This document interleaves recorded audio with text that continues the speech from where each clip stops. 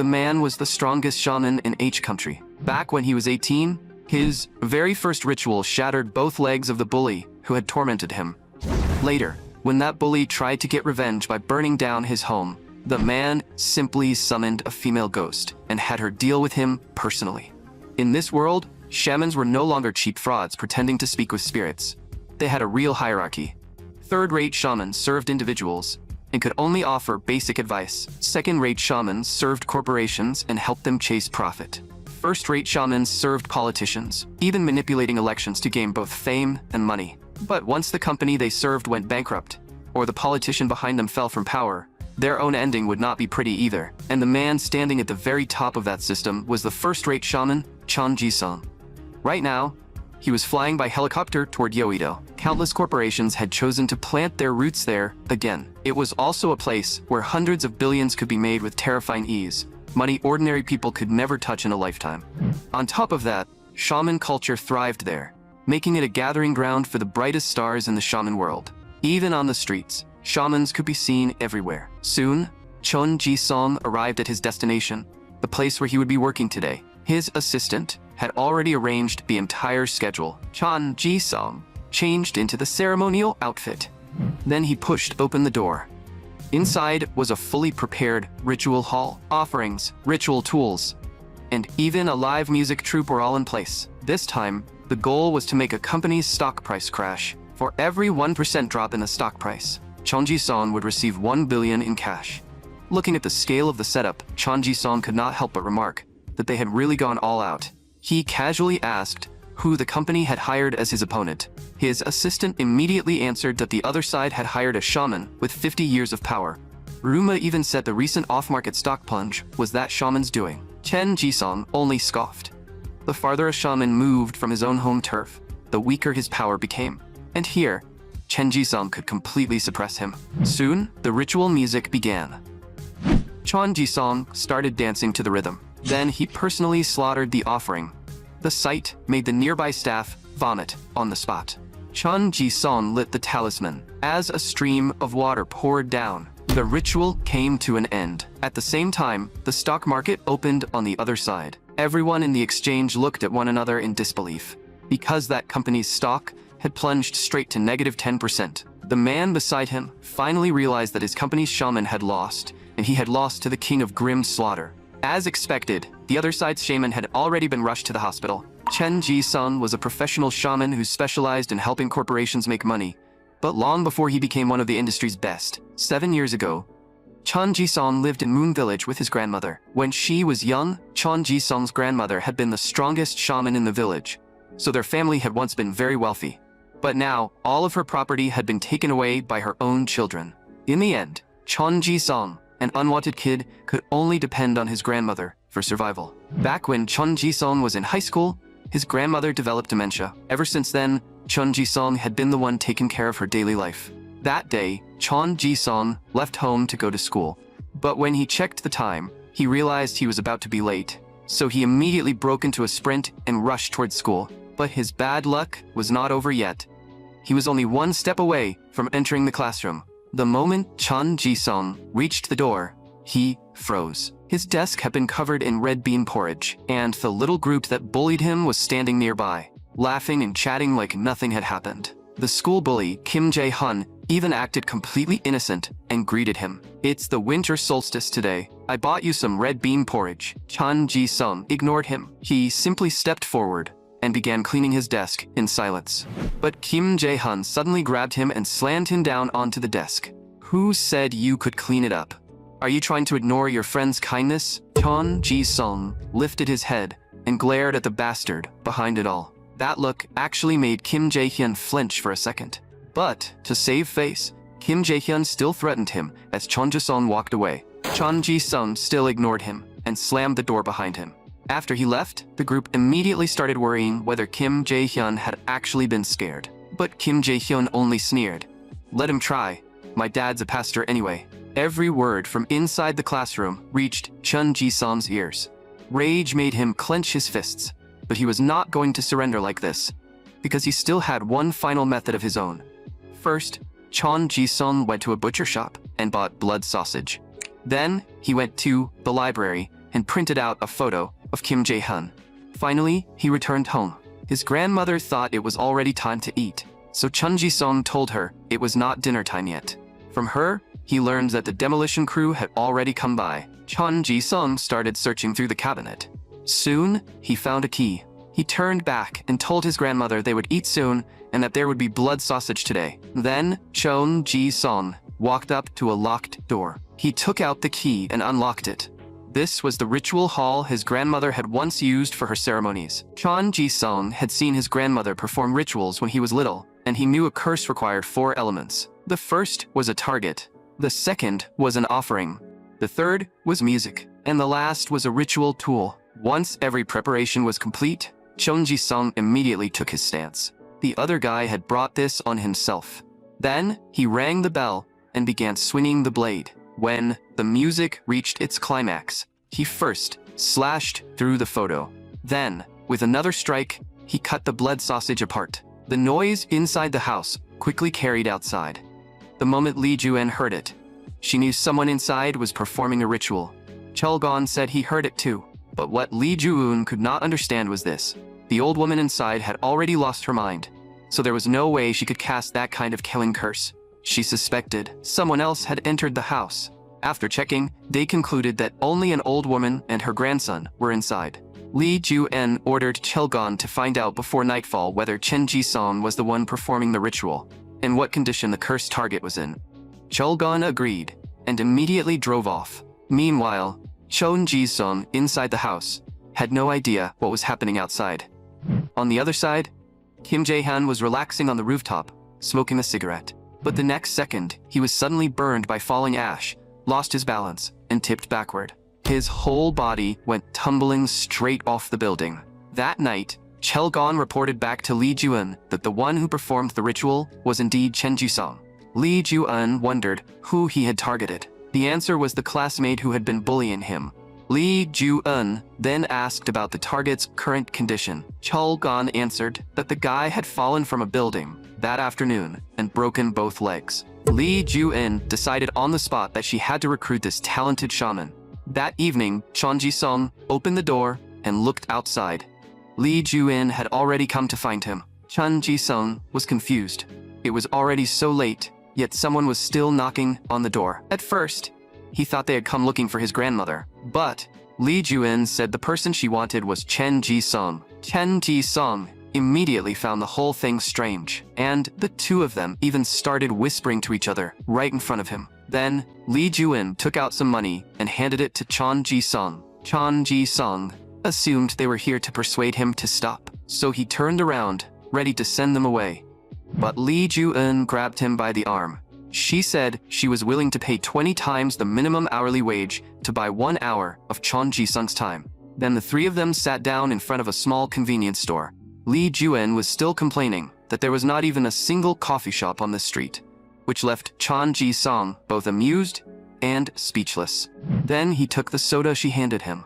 Chun Ji-sung asked, "So why exactly are you buying my time?" But Lee Ju-eun called him out directly, saying he was the one who had cast the killing curse today, and then told him about Kim Jae-hyun's current condition. At her words, Chun Ji-sung immediately felt guilty and started trying to defend himself. In the end, he even broke down and shouted that Kim Jae-hyun had started it first. But Lee Ju-eun did not care about any of that. What she cared about was Chun Ji-sung's talent. Chun Ji-sung did not want to get dragged into trouble, so he rejected Lee Ju-eun's offer outright. In response, Lee Ju-eun suddenly reached out and pinched his mouth shut. She stressed that she was the employer now, so he should shut up and listen properly. She was not asking him to curse someone to death. What she wanted him to curse was a company. Chun Ji-sung had never imagined that companies could be cursed too. Lee Ju-eun explained that if a shrine blessed and cast spells in favor of a company, that company's business would often run smoothly. On the other hand, if someone cast a killing curse on a company, problems would start breaking out one after another, and they could profit by predicting the movement of its stock price. That was why major companies hired shamans, even if it meant paying tens of billions. And Lee Ju-eun was someone who scouted shamans. She would put a proper price on Chun Ji-sung's ability. Chun Ji-sung stared at the business card in a daze. He wanted to become a shaman worth tens of billions too. Even if only a handful of people ever reached that level, with that kind of money, He could send his grandmother to a good nursing home. He could leave this neighborhood that might be demolished at any moment. He would not have to worry about money at 18 years old. And he could make the people who abandoned him see what he had become. 2.5 minutes later, Chun Ji-sung finally made his decision. Lee Ju-in asked for his answer, and Chun Ji-sung simply said he needed money. At that, Lee Ju-in finally breathed a sigh of relief. Then she prepared to take Chun Ji-sung for a test. Chun Ji-sung did not expect there to be a second round. Lee Ju-in explained that if she was handing him a high-paying job for free, she still had to see what he was capable of. Then, she told Cholgon to bring the car around for the test, adding that she would not make Chun Ji-sung work for nothing. She would pay Chun Ji-sung 3 million won for 6 hours. Chun Ji-sung quickly calculated it and realized that was 3 million won. Seeing his reaction, Lee Ju-in gave him a teasing smile. Once they got into the car, Lee Ju-in wanted to understand what type of curse Chun Ji-sung used, so she began questioning him. What are the 3 elements of your curse? Chun Ji-sung answered, the offering is blood sausage. Lee Ju-in nearly choked on his answer. The music was just some random death metal track he found on YouTube, and the ritual tool was something his grandmother had used before. Lee Ju-in never expected Chun Ji-sung to break someone's legs with such crude materials. If even one of those elements had been properly prepared, that guy might have died on the spot. Thinking of that, Lee Ju-in could not help feeling secretly excited. Meanwhile, Chun Ji-sung thought he had done something wrong. Next came the real preparation for the attack. A ritual would be held that night, and Chun Ji-sung would be the one leading it. First, the offering was chosen, a dead cow. Then, for the music, they selected a death metal band. Finally, for the ritual tool, they picked an old item with some history behind it. Before long, that day arrived. Inside was a dazzling, luxurious ritual hall. Chun Ji-sung had never been to a place like this before. Lee Ju-in explained that this was where he would show what he was capable of tonight. Chun Ji-sung had thought this would be some small-time job, but now it was clear they were dead serious. With one wave of her hand, Lee Ju-in told him to start the curse now. The target was a chat app called Stop Loss Talk. In essence, it was an app designed to handle complicated interpersonal relationships. And today, that app was Chun Ji-sung's target. But right now, he looked completely lost, unable to understand why they were showing him an ad first. Lee Ju-in began explaining it to him from the side. It was a social app that had blown up among Gen Z, already reaching 6.2 million registered users, making it the clear standout among recently released chat apps. What confused Lee Ju-in was that a kid like Chun Ji-sung somehow did not know about it. Chun Ji-sung was annoyed, but he still did not understand why he had to watch any of this. In truth, they had already made it clear the moment he walked in. There was only one purpose.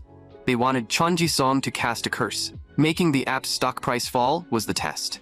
Seeing how awkward Chun Ji-sung looked, Mayor Kim could not help doubting whether he was really capable of taking this test. After all, the parent company behind Stop Loss Talk, Sony Tech, had seen its stock price jump a full 33% after yesterday's official launch. So, Mayor Kim believed Chun Ji-sung did not have the ability to pull this off. But, if they wanted him to go toe-to-toe with a first-rate shaman, this level of test was necessary. Besides, they should not underestimate Chun Ji-sung too much. His grandmother had once saved him when he was on the verge of dying. They had to believe that miracles could be passed down through blood.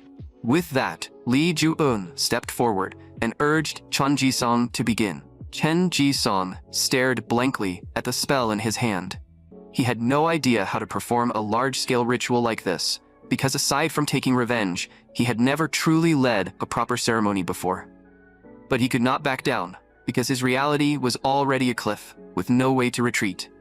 All he could do was try. Chun Ji-sung immediately began moving. The music started at that very moment, and although the bassist knew nothing about rituals, even he could tell Chun Ji-sung could not keep up with the rhythm at all. One look at his guilty expression made it obvious something was wrong. But right as the bassist was about to slow down, so Chun Ji-sung could catch up, Lee Ju-in suddenly asked Cholgon whether he felt a chill. Obviously, he did not. Then she asked whether the room temperature had changed, but there was no change either. That made Mayor Kim decide on the spot to eliminate Chun Ji-sung. But Lee Ju-in had already strode forward. She raised her hand and slapped Chun Ji-sung hard across the face. Chun Ji-sung still wanted to ask why, but Lee Ju-in snapped in fury. I brought you here to show your power, not to put on some pathetic circus act. Chun Ji-sung protested innocently, saying he had already followed instructions, so what else did she want? But Lee Juan could tell at a glance that this curse lacked killing intent. When Chen Ji-song cursed his bully before, that killing intent had been tiny, but at least it was there. Yet now, even with better conditions, there was no killing intent in the curse at all. Chen Ji-sung immediately broke down, shouting that he had no reason to curse a company, and he had no experience doing it either, so how was he supposed to cast the curse properly? In truth, the method was simple. He only had to gather all the negative emotions inside him into one point, then let them explode. Chen Ji-sung clearly did not understand, so Lee Ju-en gave him examples like the resentment he felt toward the parents who abandoned him, the helplessness of being unable to take proper care of his only family, the anxiety that came from having no money, the isolation of being unable to fit in with people his own age because he had no money and no parents, and the hatred built up from being bullied at school for so long. If that still was not enough, then he could add the humiliation from the slap just now and cast the curse again. Chen Ji-sung was furious, but what made him even more furious was that every word Lee Juan said was true. Chen Ji-sung wanted to prove himself, and he wanted to seize this chance. So this time, he was going to get serious. First, he smeared blood across the wooden blade. Then, he flipped the wooden blade around. Seeing that, Lee Ju-un signaled for them to start again. The next second, fierce music blasted through the room. Chen Ji-sung moved with the rhythm and began the blade dance. This time, he did not just keep up with the beat. He moved even faster than it. He kept going until he had drained the last bit of strength from his body. The sight made Chelgon shiver from the side. The temperature in the room began to drop as well. Lee Ju-un stared at Chen Ji-sung's back. For a moment, she felt as if she were seeing his grandmother from back then. A second later, she froze completely. A black lotus had bloomed from Chen Ji-sung's chest. With that, the ritual came to an end. Tears slipped from Lee Ju-un's eyes because she believed Chen Ji-sung would definitely become the strongest shaman. After finishing everything, Chen Ji-sung could no longer hold himself up. His strength gave out, and his consciousness began to blur. Right before he collapsed, he thought of his grandmother. Then, Chen Ji-sung fainted from blood loss. Seeing this, Lee Ju-un rushed forward at once. She immediately checked Chen Ji-sung's condition. In the end, Chen Ji-sung was taken to the hospital. Meanwhile, inside an office building somewhere, a man was sitting anxiously in front of his computer. He was clearly one of the company's founding veterans, yet recently he had been subtly pushed to the sidelines, and he could feel that the app itself was starting to reject him. Then he opened his administrator privileges. He was hesitating over whether to open the user logs, because once he did, stop-loss talk would be destroyed for good. But he failed to notice that a door had suddenly appeared behind him. From inside that door, a ghostly hand stretched out. The hand slowly moved toward the man and made the choice for him. This was Chen Ji-sung's killing curse technique. Evil Spirit's Grasp. 8-armed ghost. By the time the man snapped back to his senses, a terrible mistake had already been made. By morning, Chen Ji-sung was still recovering in the hospital. Lee Ju-en stayed by his side to look after him, then called the company's boss. The man on the other end was Justin, the CEO of Golden Cross. Justin immediately complained that Lee Ju-en was calling way too early. Lee Ju-en snapped back at him, asking if being early meant they could not make money. At that, Justin instantly perked up and told her to explain in detail. Lee Ju-en ordered Justin to short Sony Tech as soon as the market opened. Justin could not quite believe it because Sony Tech's stock was steadily rising, but after thinking about it, he realized Lee Ju-en would never have called unless she was confident. Lee Ju-en asked how much liquid capital the company had. Justin answered that they had around 8 billion won. Lee Ju-en immediately replied it was too little. Justin nearly jumped out of his seat. For one short selling move, 8 billion won was more than enough. Besides, he had not even agreed yet. Shorting a stock that was steadily rising was something that had to be handled with extreme caution. In response, Lee Ju-en put up her own 2 billion won year-end bonus, but in return, she demanded that her commission rate be raised to 10%. Justin thought this money-obsessed woman had lost her mind. But it looked like she had found a new star, so he finally agreed. Still, Lee Ju-en had one more thing to warn him about.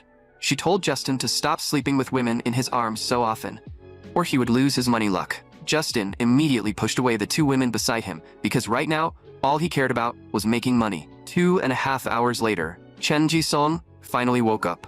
The moment he opened his eyes, he saw Lee Ju-eun standing there in a bathrobe. Chun Ji-sung instantly became flustered and hurriedly told her to put on some clothes. But Lee Ju-eun changed the subject, saying the market was about to open, and this was the moment Chun Ji-sung's fate would change. However, that life-changing moment did not arrive so easily. What greeted them instead was a bitter silence.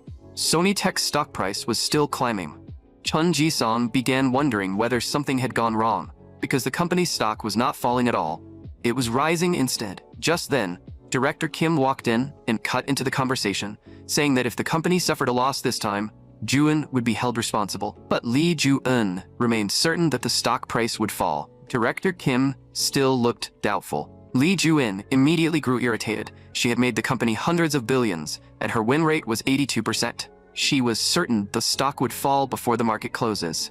If there was a loss, she would take full responsibility, so the board should stop acting scared. Chun Ji-sung felt like he could barely breathe from the side. Even though he was not the one responsible, he could not understand why the woman in front of him was not shaken at all. 2.5 minutes later, the shift finally began, and the downward trend became more and more obvious. In the end, the stock price turned into a full-blown crash. Chun Ji-sung still was not sure whether he had succeeded, but the look on Lee Ju-eun's face already said everything. The entire exchange exploded into chaos, and nobody knew what had just happened. Soon, rumors spread that insiders at the company had already started dumping their shares. Just then, one man suddenly drew everyone's attention. News came out that everything had happened because a developer had opened the login logs without permission. Everyone crowded around the screen to see a corrupted version of stop-loss talk. The news spread completely in no time. The culprit behind it all fled overseas that very same day. What followed was a massive user exodus, with nearly 1 million users deleting their accounts on that day alone. The app that had once been used to manage complicated relationships lost every bit of its credibility. After 3 straight crashes, its stock price was almost nothing more than scrap paper. Chun Ji-sung saw the news. Then he carefully asked whether that meant he had succeeded. Even Lee Ju-eun had not expected Chun Ji-sung to destroy an entire company with just one killing curse. To be exact, it was not just one company, but an entire division. At this point, calling him a monster was not even enough. This kid was clearly a human money printer. Without a doubt, Chun Ji-sung had passed the test with results far beyond expectation. That finally made him let out a sigh of relief. From that moment on, Chun Ji-sung officially became a shaman of Yeouido. Lee Ju-eun told Chun Ji-sung to call her Ju-eun from now on, because they would be seeing each other often. Next came the time to collect the results. So Lee Ju-eun brought Chun Ji-sung to the company to meet Justin. Chun Ji-sung had never been to such a high-end place before. Only when Lee Ju-eun introduced Justin to him did he finally snap back to his senses. Justin had not expected the shaman they hired to be just a kid either. Chun Ji-sung thought he might not be acknowledged because of his age. But Justin did not care about that at all. He simply took out a business card and handed it to Chun Ji-sung. He said he had very high hopes for him. After all, nobody would reject a money printing machine. Lee Ju-eun told Justin to stop wasting time and get straight to the point. The next second, Justin slapped his hand down. A box of cash was brought right in front of Chun Ji-sung. The total amount inside was over 500 million won. Chun Ji-sung was instantly in disbelief, so this was his ritual fee. But then he found it strange, because he thought the ritual fee had already been transferred. Lee Ju-eun explained that what he received before was only his hourly pay. This was the commission. They earned this money because of him, so he should just take it as his share of the profit. At her words, Chun Ji-sung froze like a statue. Lee Ju-eun joked that if he did not want it, he could just give it to her. Chun Ji-sung immediately snatched the case away, because he had never seen this much money in his entire life. In the past, he had to calculate every single expense carefully. Even then, he often fell behind on meal payments, so he truly needed some time to process this. Lee Ju-eun told Chun Ji-sung to stay calm, because the company would help him earn even more in the future. Before leaving, Justin reminded Chun Ji-sung not to let anyone poach him. For that, he was willing to pay even more, holding the kind of money he had never touched in his life. Chun Ji-sung had already decided where his first payment should go, so he brought his grandmother to a barbecue restaurant. While they were eating, Chun Ji-sung brought up the nursing home to his grandmother. His grandmother asked, "They won't be like you and only feed me once a day, will they?" Chun Ji-sung didn't know whether to laugh or cry. He quickly explained that with snacks included, she would get 5 meals a day, and he could take her there tomorrow. Since it was not far from home, he could visit her every day, but his grandmother told him not to say things she could not understand. Chon Ji-sung could only promise her seriously that he would give her a better life. Lee Ju-in saw all of this from the side, and she saw even more potential in Chon Ji-sung. Chel-gon also felt that Chon Ji-sung was different from other shamans. He was kind. As for Lee Ju-in, she hoped Chon Ji-sung could go even further, because she had started to feel a strange fondness for this kid. News that Chon Ji-sung had taken down an entire company quickly reached the ears of other shamans, and this man was Lee Tae-ha, the chief shaman of Osun Finance.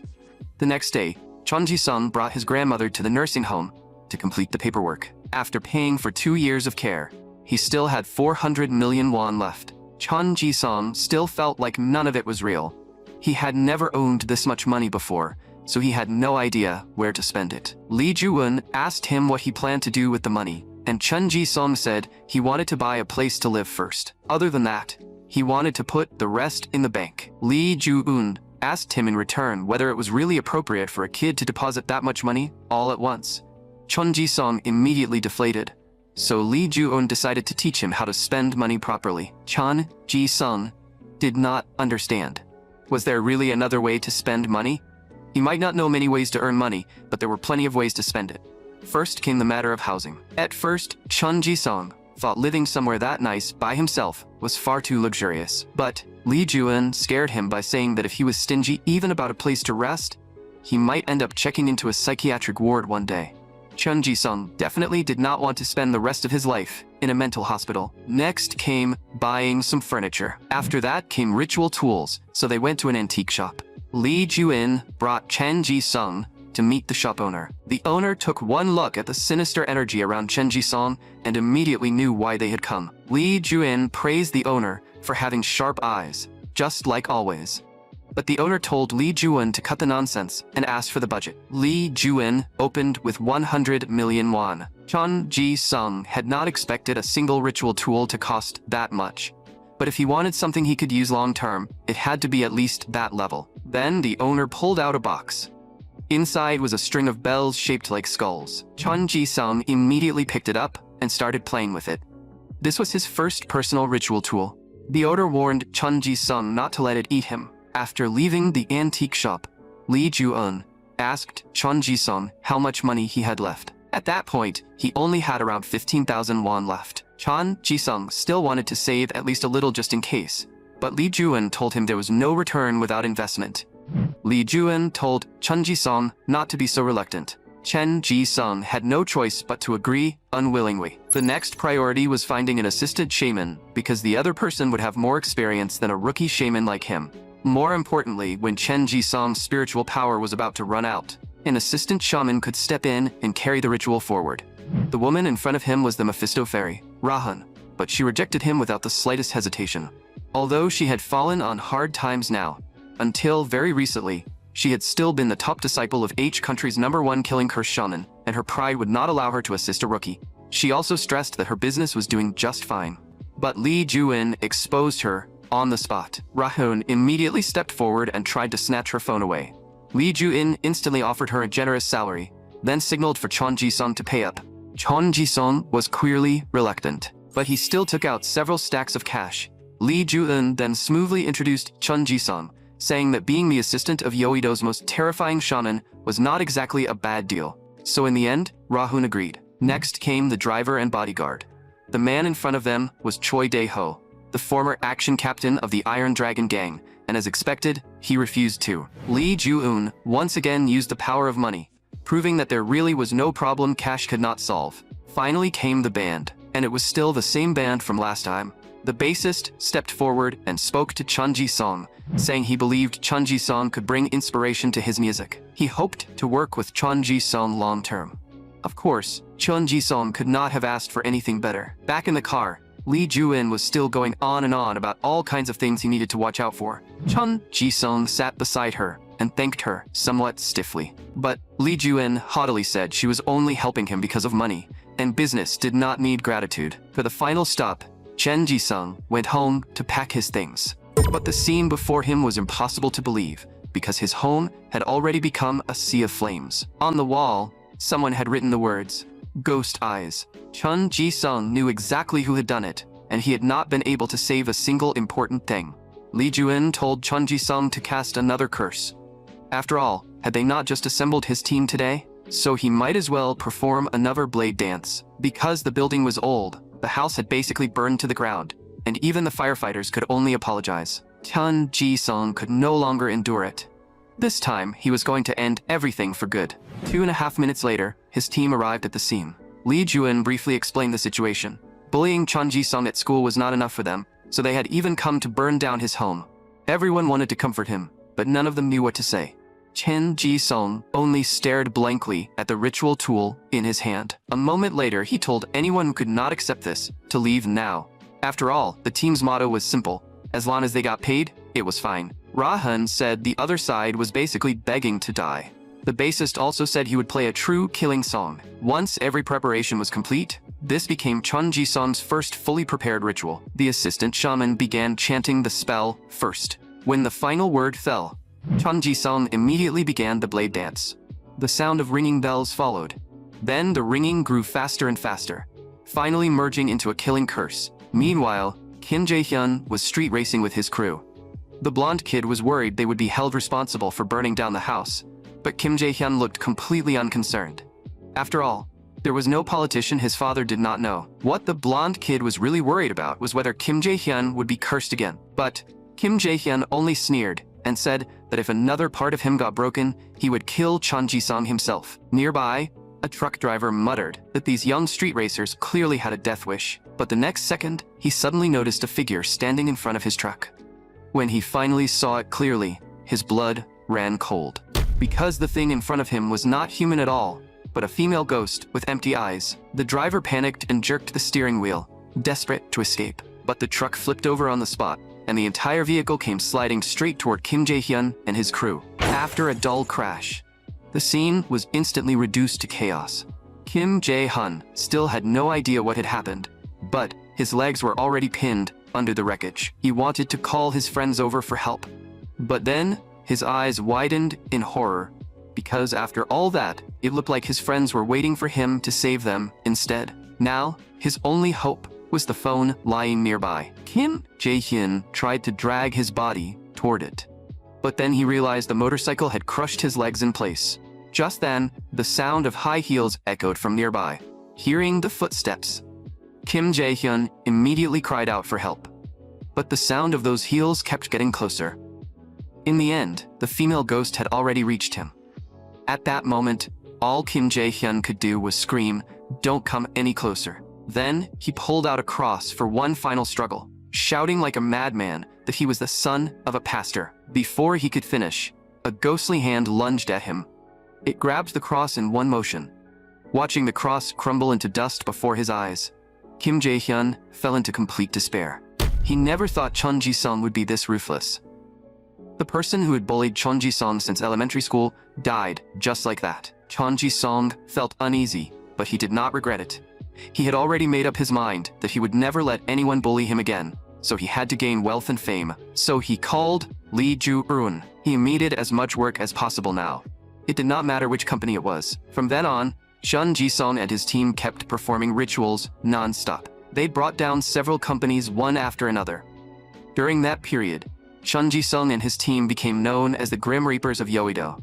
Because of that, Chun Ji-sung earned tens of billions in commission. Next came the time to share the rewards, because Chun Ji-sung was no longer working alone. Ra-hun also felt that assisting a rookie shaman was not as unbearable as she had first thought. Choi Dae-ho believed this was much easier than working as a gangster. With this money, the band could even release an official album. Li Juin saw all of this from the side and immediately came over to demand her own share. Chun Ji-sung was confused. Did Li Juin really need money too? But whether rich or poor, nobody ever complains about having too much money. Chun Ji-sung thought she was basically a greedy demon. After all, Li Juin was at least 50 times richer than him. It seemed Chun Ji-sung had not prepared a gift for her. Li Juin angrily turned around to leave. But Chun Ji-sung grabbed her at once. In truth, Chun Ji-sung had prepared a gift. He was not someone who did not know how to be grateful. Then he nervously watched Li Juin's reaction. Unexpectedly, Li Juin liked it a lot. Of course, Uncle Chulgon had a gift too.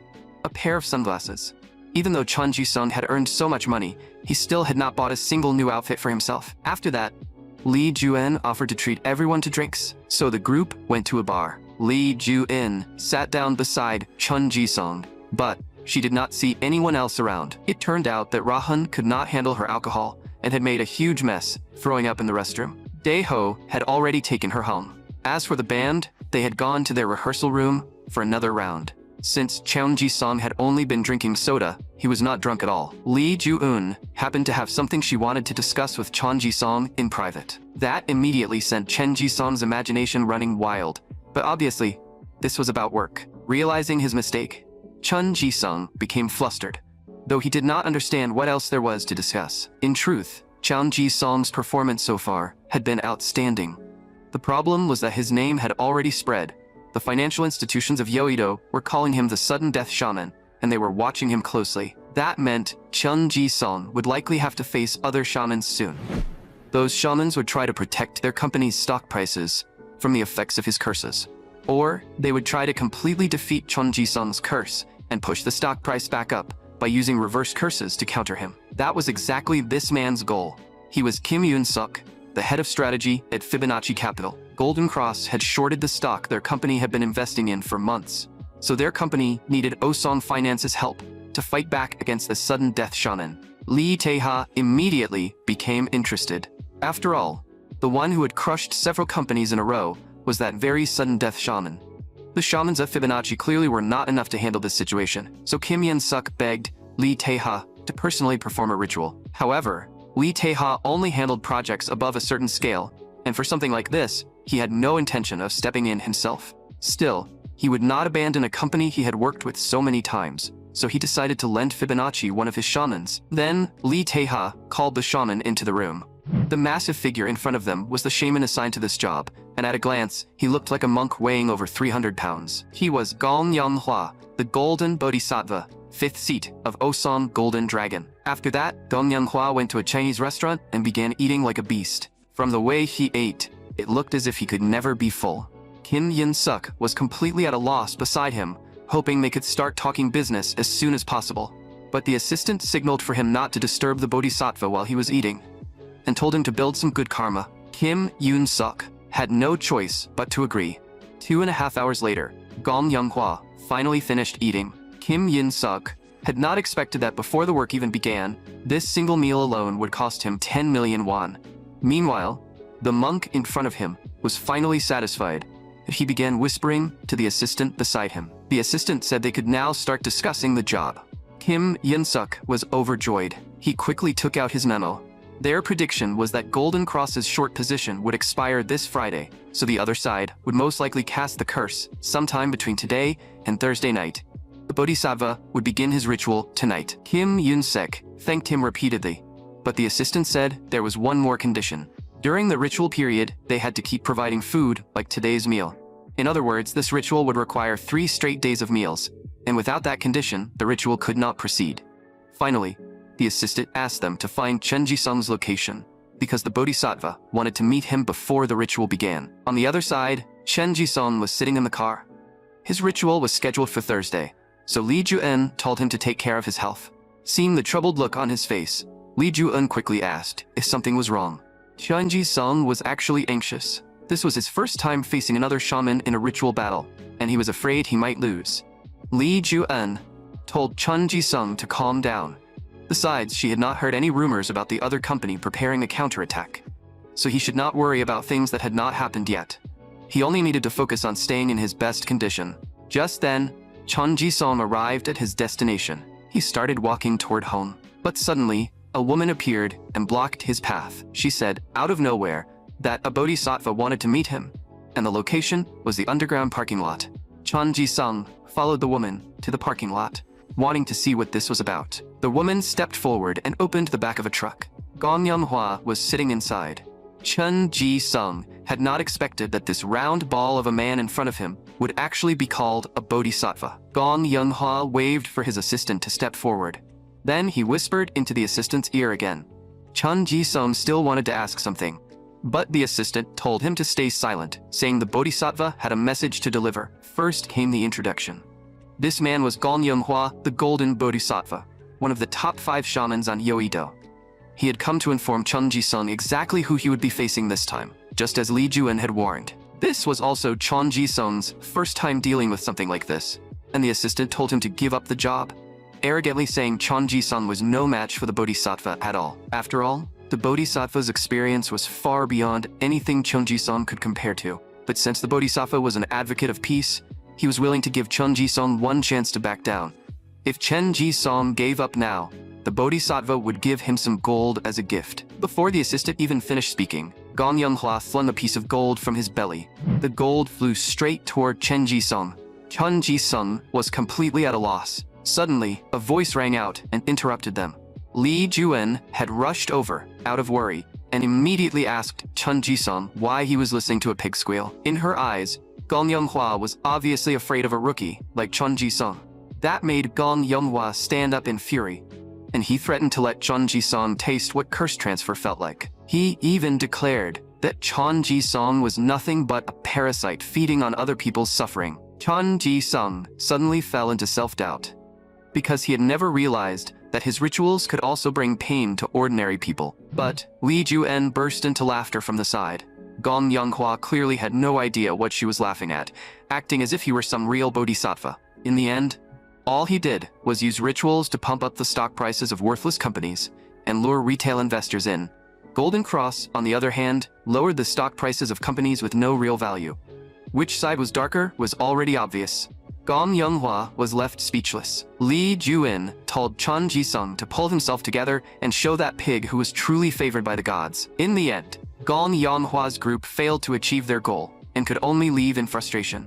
Before leaving, Gong Young-hwa swore that he would make Chun Ji-sung taste the feeling of being abandoned. For this ritual, he would pour in everything he had, even using the same full-scale setup from his younger days. Meanwhile, Lee Ju-en was warning Chun Ji-sung about the safety precautions, but Chun Ji-sung looked lost in thought. Lee Ju-en thought he was simply feeling uneasy, but that was not the answer Chun Ji-sung wanted. He did not care about other people criticizing him. What bothered him was what Gong Young-hwa had said before leaving, that word about abandonment. Because Chun Ji-sung had been traumatized in the past, he could not tolerate betrayal at all. His parents had fought constantly when he was little. His father had even been violent at home. In the end, they abandoned him completely, which was why Chun Ji-sung was especially sensitive to anything related to abandonment. Lee Ju-en promised that she would never betray Chun Ji-sung, because he was the best asset she had ever found.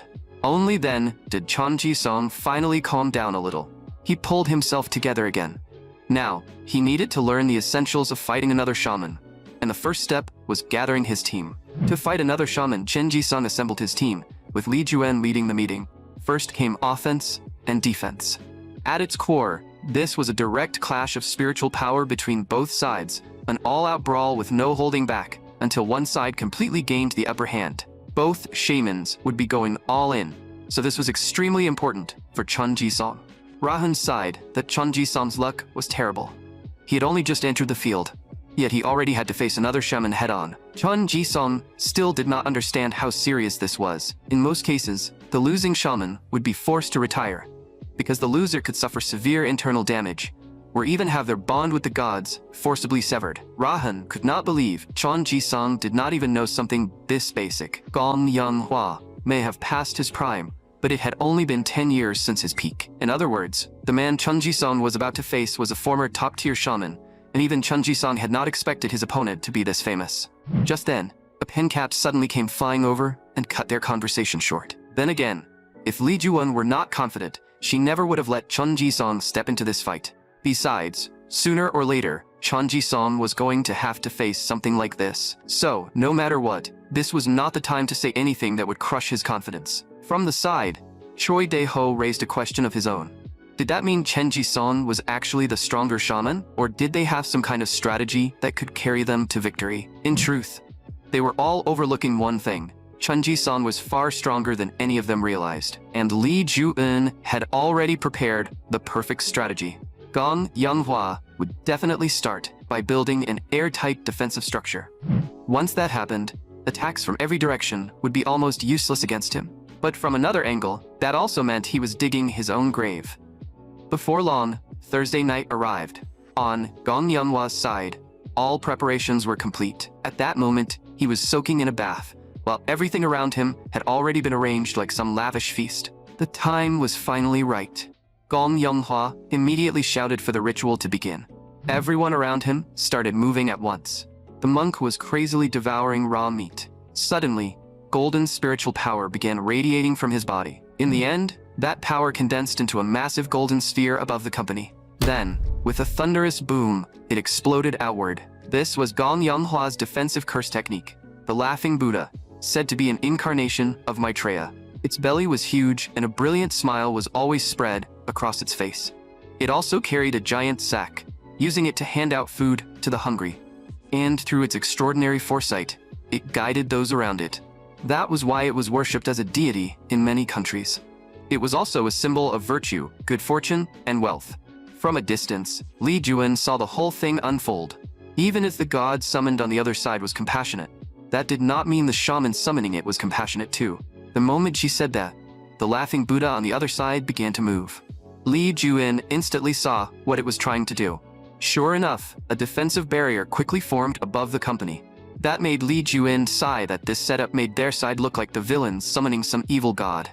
By now, Chun Ji-sung's side had also finished preparing the ritual.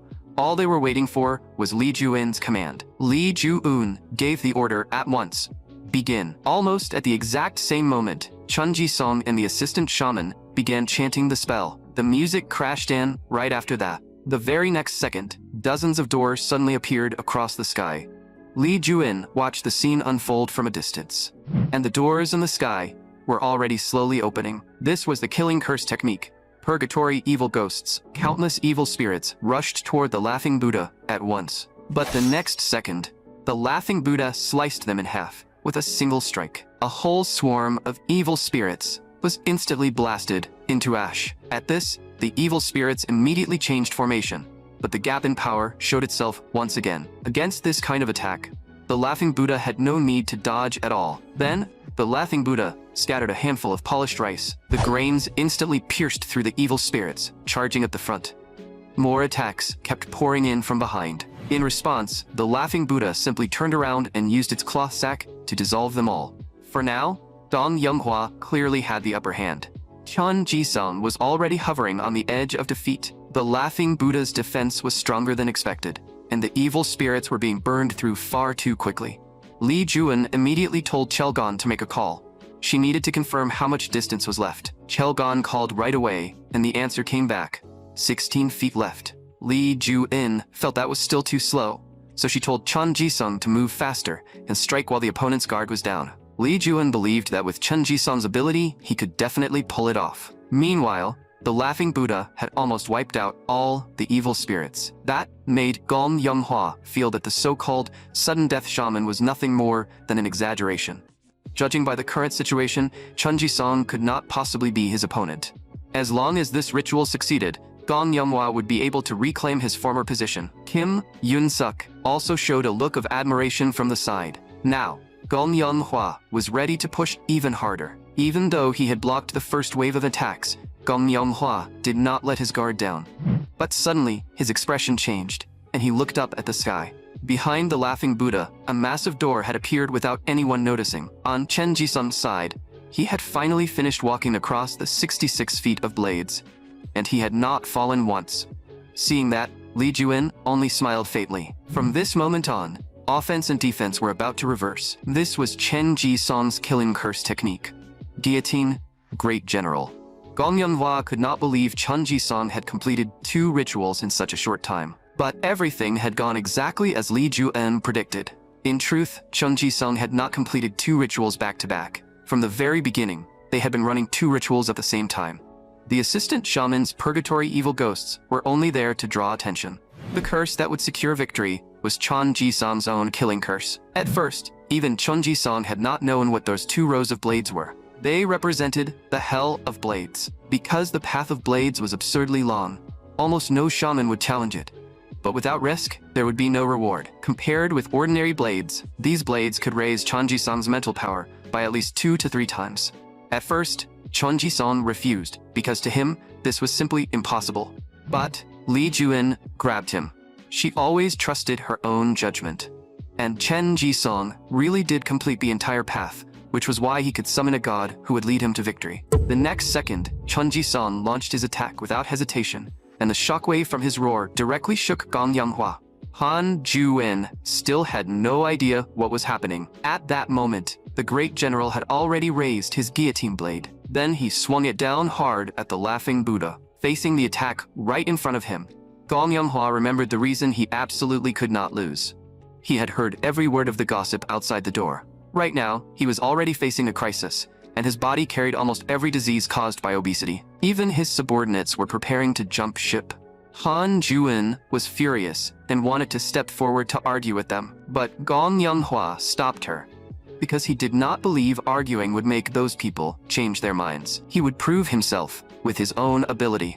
If this ritual failed, he would be fired. So, facing the great general's fierce attack, Gong Yanghua had no choice but to brace himself and block it, because he also had a reality where losing was not an option. He immediately ordered Han Ju-in to increase the investment. Han Ju-in could not help worrying about his physical condition, but things had already reached this point, and there was no turning back. So Han Ju-in could only agree. By now, the battle had reached a fever pitch.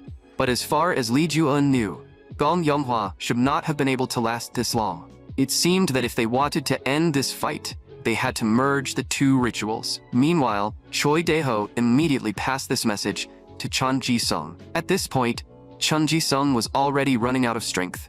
Even so, he launched another attack without hesitation. Choi Dae-ho watched from the side, worried about Chen Ji-sung's condition. But no matter what, Chen Ji-sung had to keep moving forward. He could not stop, because he had teammates with him now. They had all given so much for this ritual, so now it was time to merge the two ceremonies. Chen Ji-sung picked up his ritual tool again.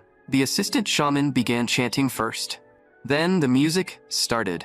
Finally, Chen Ji-sung stepped onto the blades once more. In that instant, a powerful force erupted from within him again. Gong Yanghua's side was the same, and the two sides clashed head-on once more. Now, this battle had become a pure contest of mental power, and it was time to show the other side who was truly favored by the gods. On Gong Yanghua's side, his assistant shamans had completely run out of steam. Now he could no longer defeat Chen Ji-sung, and his only chance was to hold out until dawn. On one side stood the supernova, known as the Sudden Death Shaman. On the other stood an industry giant, known as the Golden Bodhisattva. One was fighting to seize his future, while the other was fighting to reclaim his past glory. Now, the moment of victory and defeat had finally arrived. As the sun climbed over the horizon, morning had come. Noticing the dawn, Han Ju-in immediately turned back, ready to notify the Bodhisattva. But by then, Gong Yonghua's whole body was already trembling. The next second, he collapsed headfirst. He passed out on the spot. The laughing Buddha he had summoned also began to fade away.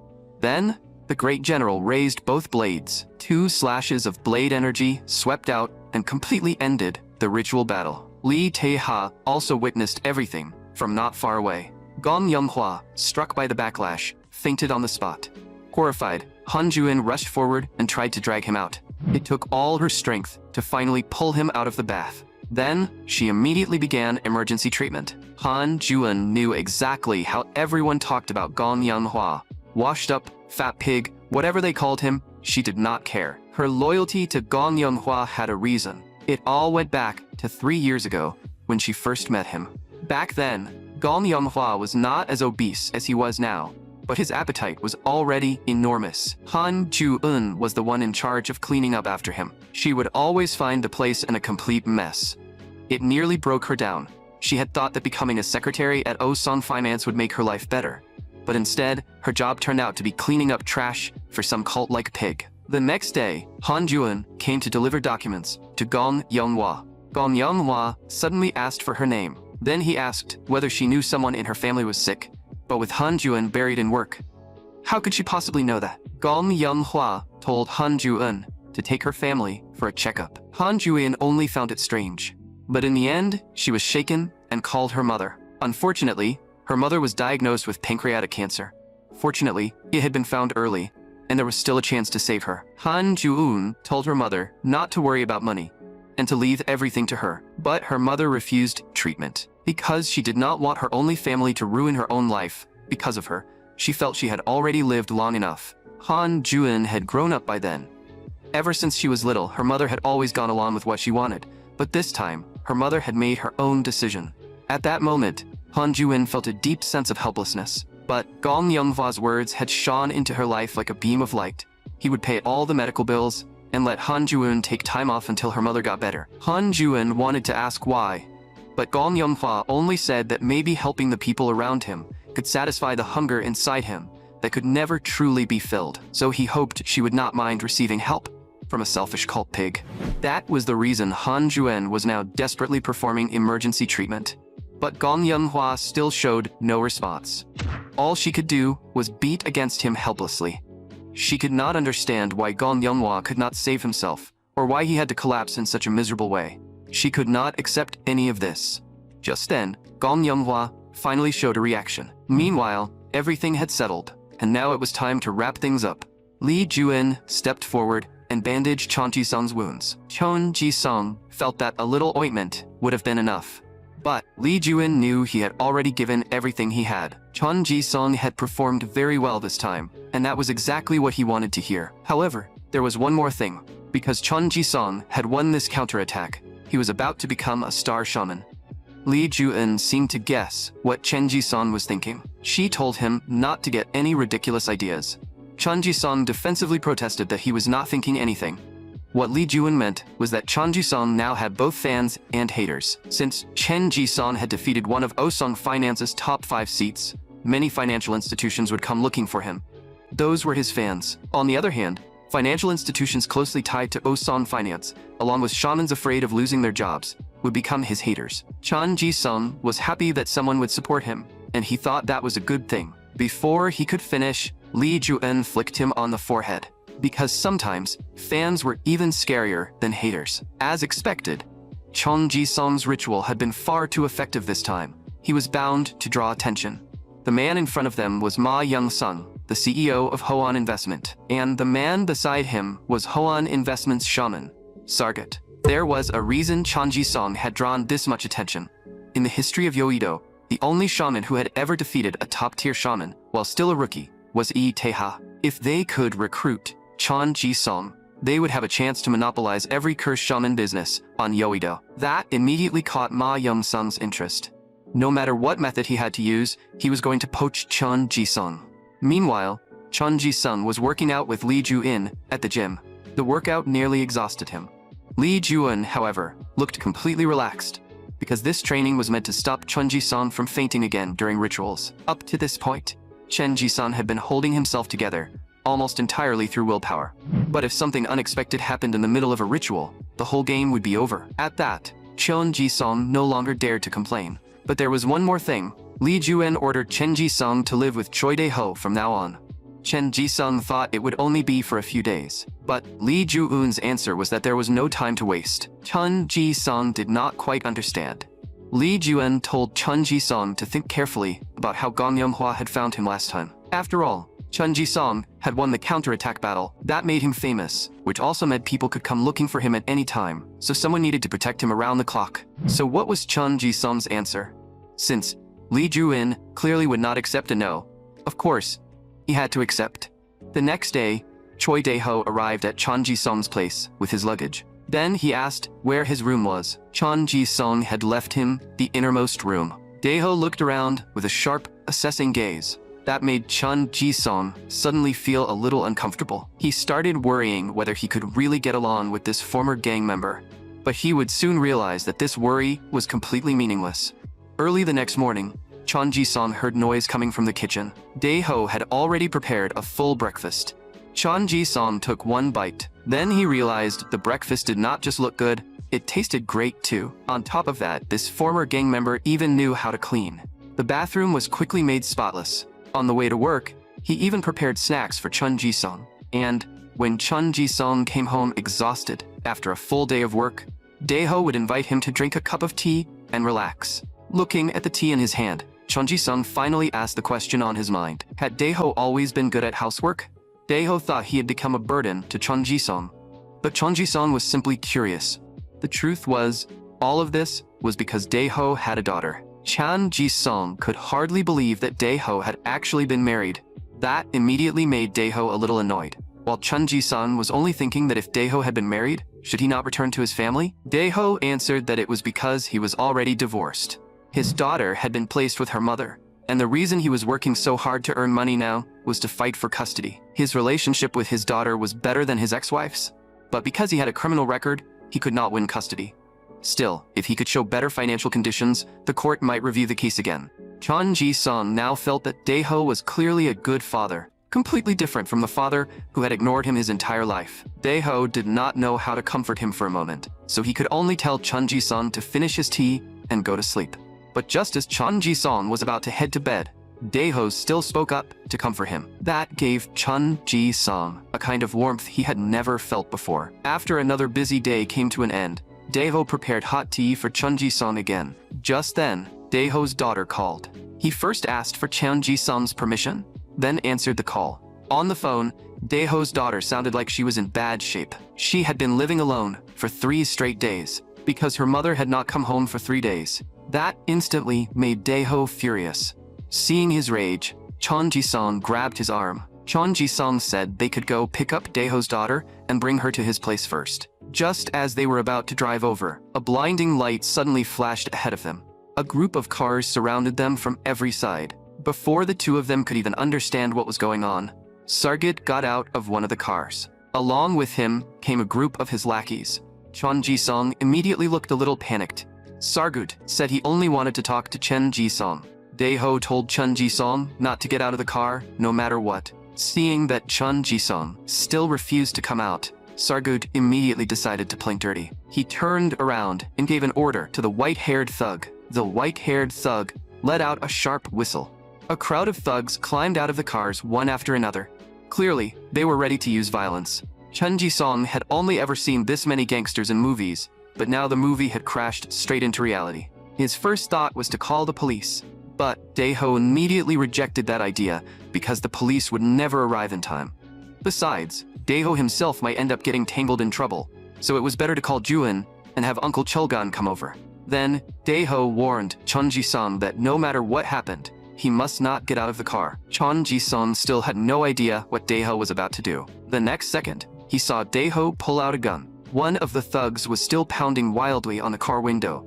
Daeho rolled down the window and first pointed the gun straight at him. Then he cursed out the thug's entire family tree. That instantly left the thug frozen in place.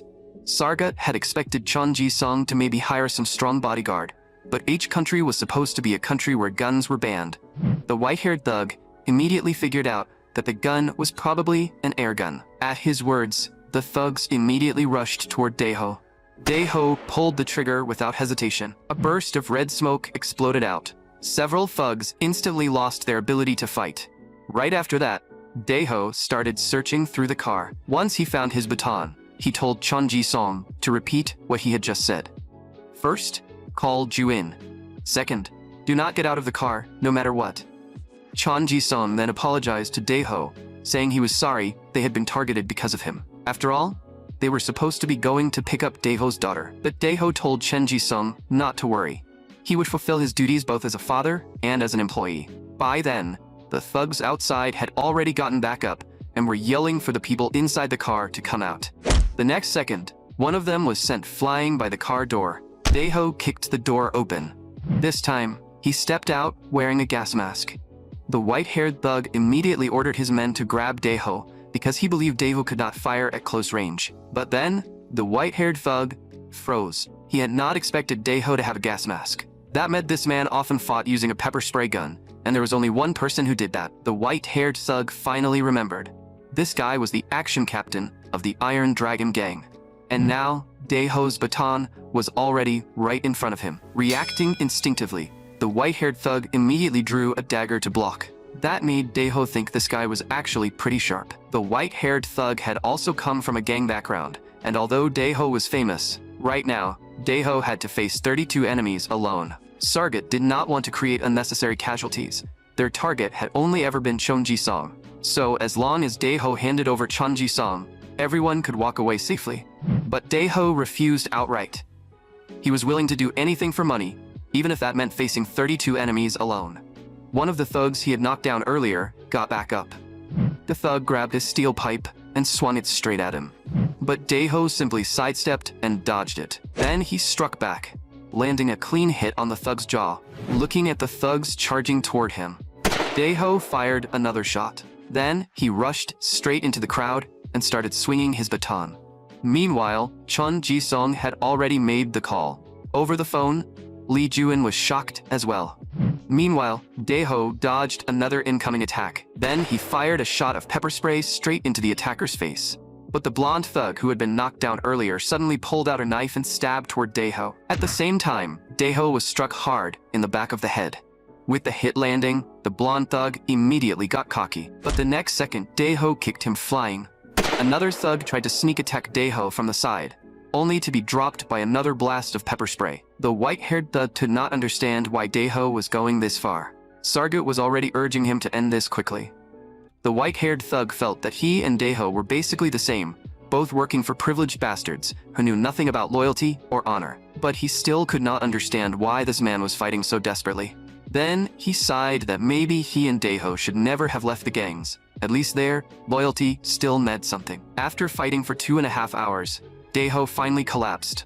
32 people were still too many, even though he had already taken down most of them. The white-haired thug told Daeho to hand over the key, or he would kill him. Daeho only mocked them, saying a bunch of grown adults were really shameless enough to kidnap a kid. Just then, one of the thugs snatched the knife away. Then he stabbed fiercely toward Daeho. Looks like this guy really did not know when to quit. Daeho often wondered what the meaning of his life really was. He had collected debts for the gang. He had fought in gang wars. He had even assassinated the boss of a rival gang. But in the end, he had been forced to take the blame for the gang boss's son. Looking at the knife right in front of him, the only thing he worried about in his final moment was that no one would be there to take care of his daughter. But now, all he could do was calmly face death. However, the knife did not fall the way he expected. Chun Ji-sung had blocked the stab with his own hand. Daeho could not understand why Chun Ji-sung would do that. Everyone at the scene froze as well. Chun Ji-sung said he would go with them. But the blonde thug clearly had no intention of stopping. Suddenly, a strike came flying in and smashed straight into his face. The one who attacked was Sargut. After all, Chun Ji-sung was a shaman who might become Hoon's greatest asset. It would be bad if some thug ended up crippling him. But the white-haired thug immediately stopped Sargut. Since the other underlings were still watching, they could not let the situation get too ugly. Although Sargut stopped, he still said he would hold them responsible for this later. Then he walked up to Chun Ji-sung and introduced himself. He also explained why he had come. Chun Ji-sung's only condition was that they stop hurting Daeho. After that, he got into the car with them. Daeho was carried away with them as well. Sargut told Chun Ji-sung not to worry. Even though he had left a bad first impression, they would be working together from now on. Chun Ji-sung felt that Sargut was seriously looking down on him. No one would want to team up with someone who had just hurt them. Sargut tried to explain further, but Chun Ji-sung refused to listen. That immediately irritated Sargut. Hoon was a group built on gang foundations to begin with. If Chun Ji-sung refused to cooperate, Hoon would not mind making him disappear. So he had better stop showing that disgust on his face and obediently follow him to meet the chairman. Just then, the car suddenly stopped. At some point, the entrance to the parking lot had been blocked, and they were clearly in a hurry. The white-haired thug immediately ordered one of his men to open the gate. But 2.5 minutes later, a sound came from behind them. When the two of them saw who had arrived, they were both stunned. The one who had come was Uncle Chilgon. Judging by the situation, the underlings had probably all been knocked out by him. Only then did the white-haired thug recognize him. This man was Kang Chulgon, but the blonde thug had already stepped forward to provoke him. By the time the white-haired thug tried to stop him, it was too late. At this, the white-haired thug took something out, but Chulgon ignored him completely. He only coldly asked where Chun Ji-sung was. Judging by the other side's attitude, he probably was not getting an answer. The next second, the blonde thug lunged at him with a knife, but Uncle Chulgon still knocked him unconscious with one punch. The other thugs went down with him. In a panic, Sargut tried to call for backup, but Chulgon had already arrived right in front of him. This nearly scared Sargut stiff. Chulgon urged Sargut to open the car door, but judging from his reaction, he clearly had no intention of cooperating. In that case, some necessary measures would have to be taken. The next second, Chulgon shattered the car window with one punch. Chulgon told Chun Ji-sung that he was safe now. But Chun Ji-sung looked troubled, because Sargot had already fainted from fear, and had even wet his pants. In the end, Chun Ji-sung still got out of the car. Uncle Chulgon noticed the wound on his hand. But compared with that, getting Daeho to the hospital came first. After all, Daeho looked like he was in bad shape. At the hospital, Chun Ji-sung looked extremely anxious, worried that something might happen to Daeho.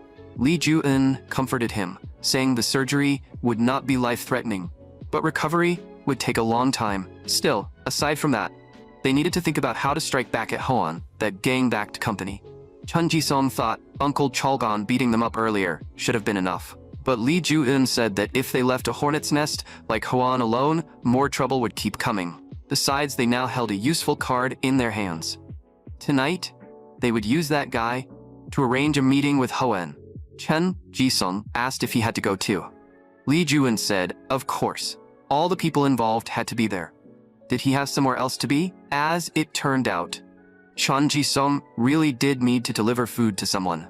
So Chun Ji-sung and Chulgon went to the home of Daeho's daughter, Susie. Chun Ji-sung introduced himself as Daeho's co-worker and said he was there to take Susie out for a meal.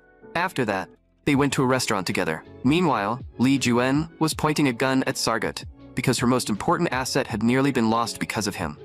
Sargot quickly said he had never intended to kill anyone. Lee Ju-eun told him to shut up, or she would roast him alive. After dinner, Chun Ji-sung brought Susie back home. The first thing Susie saw was a photo of herself with her father. Then, she asked Chun Ji-sung when her dad would come back. Chun Ji-sung could only lie and say that Daeho was busy with work. Until then, Chun Ji-sung told Susie to treat this place like her own home and said he would leave her a phone number. Susie knew Chun Ji-sung was about to go out, so she asked where he was going. Chun Ji-sung was momentarily at a loss for words. In the end, he could only say that he was going to talk to the people who had made Daeho so busy, because there was something important he had to do now. After that, Chun Ji-sung and the others arrived at Hoan Group. Justin asked lazily whether he really had to come in person. Lee Ju-eun said the boss on the other side had shown up too. Justin sighed that they really were a bunch of thugs. Lee Ju-eun was a little worried. Was it really okay for Justin to come without any bodyguards? Justin looked completely unconcerned. No matter what the other side did, they could only use things like kitchen knives anyway. He, on the other hand, had a gun. Chun Ji-sung thought it was another air gun, but Justin said this one was real. After hearing that Chen Ji-sung had been attacked, Justin told him he had been through a lot. Chen Ji-sung said he was fine, and only asked Justin to take extra care of Daeho. That left Justin a little speechless. He told Chun Ji-sung that sometimes he should let Lee Ju-eun teach him how to care about himself. Lee Ju-eun said she had no interest in dealing with that. Before they knew it, they were almost there. In that case, it was time to get to work. Ma Yum-sung had already been waiting inside for quite a while. Chun Ji-sung and the others then walked in. At that moment, Chun Ji-sung looked a little timid.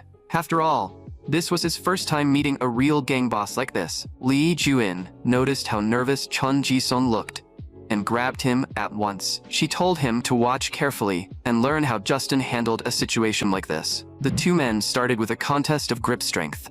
Ma Yum-sung mocked Justin, asking whether Golden Cross was so desperate that it had to rely on a shaman just to stay alive. Justin did not back down either, and shot back that it did not seem to be any of his business. Ma Young-sung acknowledged Justin's nerve, then said he had something good to offer. He wanted Justin to sell Chun Ji-sung to him. For that, he was willing to pay 28 billion won. He would settle it with stocks and bonds. After all, Golden Cross could just find another shaman. Ma Young-sung thought this was a pretty generous proposal. But Justin told him to shut up and said his mouth stank. At his words, everyone in the room was shocked. Ma Young-sung had not even reacted yet. Justin continued, saying he had already heard enough of Ma Young-sung's story, so now it was time to hear his.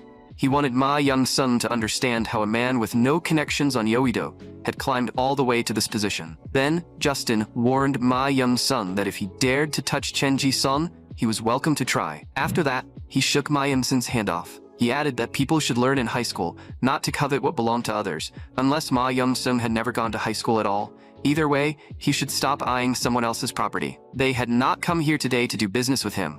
They had come to return his dog. With that, Justin turned to leave. One of the underlings saw someone daring to talk to his boss like that. He immediately tried to step forward and teach Justin a lesson. But the next second, he calmed down real fast, because the thing in Justin's hand was definitely not a joke. Then they chose to leave. After all, divine power alone was not enough to survive on Yeouido. Lee Ju-eun told Chun Ji-sung to remember the presence his employer had shown just now. Chun Ji-sung nodded, though he felt that kind of nerve was probably the only thing worth learning. Justin said that if Lee Ju-eun quit smoking, he would quit women. Lee Ju-eun immediately rolled her eyes at him.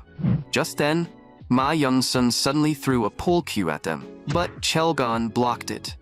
Ma Young-sun coldly asked where these people had learned their manners, leaving on their own like that. Justin fired back, asking if it was not from the same school that had taught Ma Young-sun manners. Ma Young-sun grew furious and said that if they handed over the sudden death shaman, he would let Justin keep barely surviving on Yeouido. Lee Ju-en told him there should be a limit to playing dirty.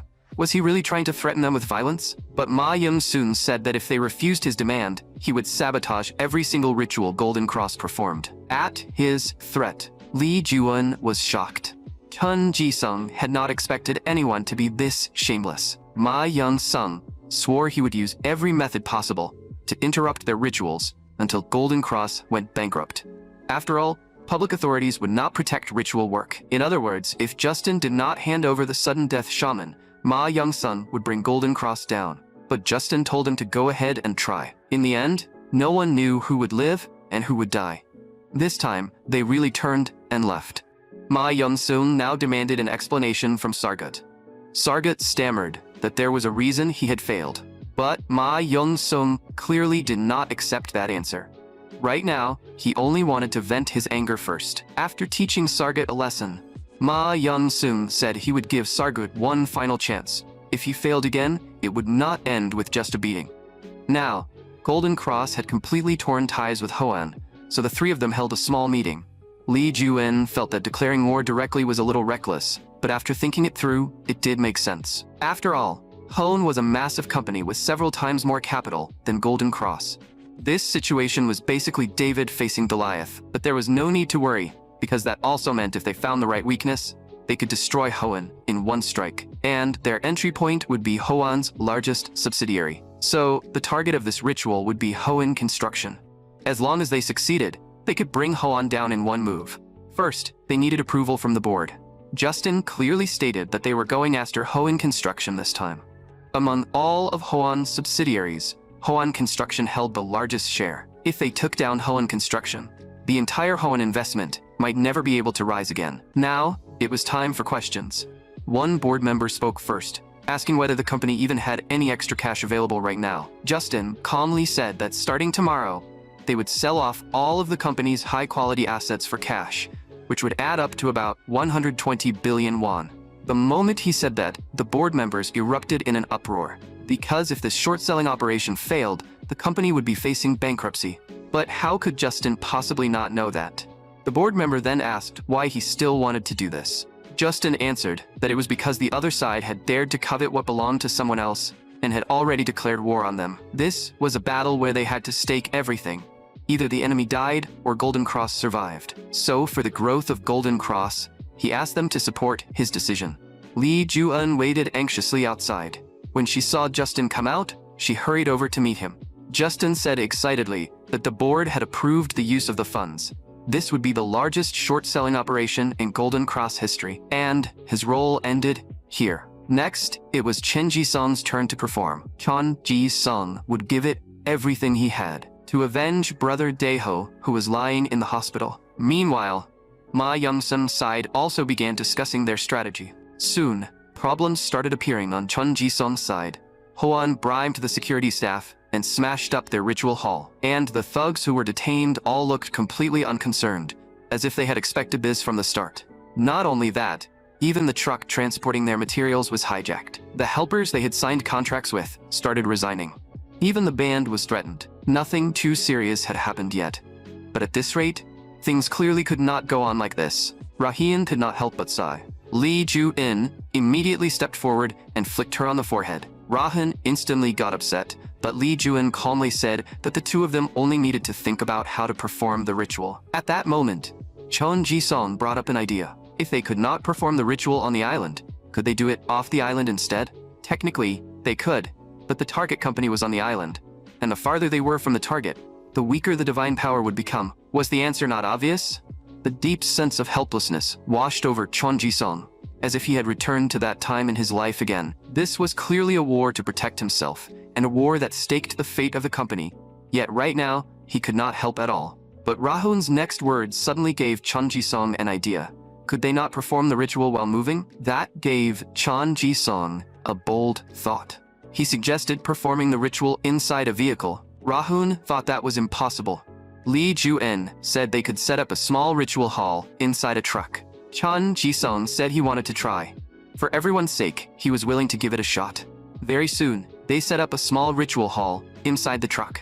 Watching them, Lee Ju-en could not help but sigh that this really was one moving little ritual. Meanwhile, Hoen's side had already received the news. Golden Cross's short position would expire on Friday, and over the next 3 days, Han Construction stock was still holding strong. Although the 120 billion won short had slowed the momentum a little, once the news got out, plenty of retail investors began buying in alongside Hoan. As a result, the stock did not fall at all.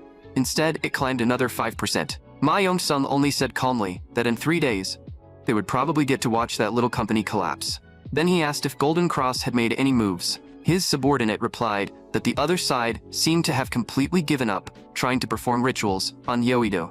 Even the people sent to tail them had not found anything unusual. But Sargut chimed in, warning that it was not impossible for Golden Cross to perform the ritual off Yoido. Even though the effect would be much weaker than casting it on the island, they should still prepare a blessing ritual to protect the stock price, just in case. Persuaded, Ma Young-sung approved the idea. Sargut immediately said he would get everything ready at once. But Ma Young-sung told him not to celebrate too early. After this poaching fiasco, he no longer trusted Sargut. So this time, the support ritual would be led by Bai Yan, while Sargut would assist her instead. On top of that, Ma Young-sung coldly added that if Sargut failed again, he should already know what the consequences would be. Suppressed and humiliated by Ma Young-sung, Sargut felt utterly miserable. Just then, a woman dressed in white ritual robes walked in.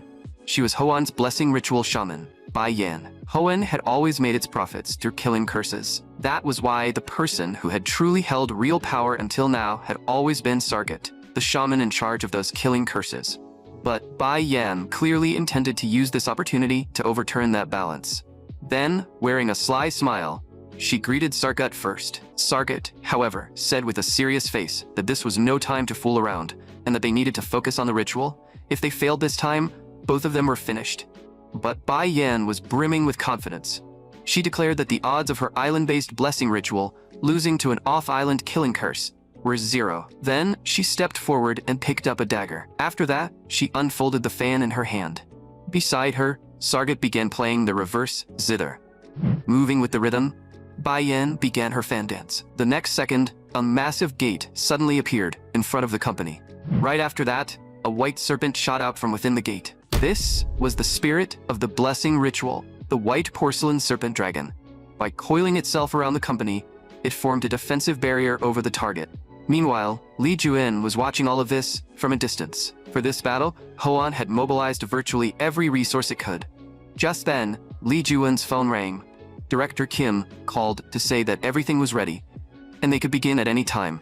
Chong Ji-sung fixed his body in place with 2 steel cables to keep his balance. Suddenly, he noticed Rahun struggling to climb onto the truck platform.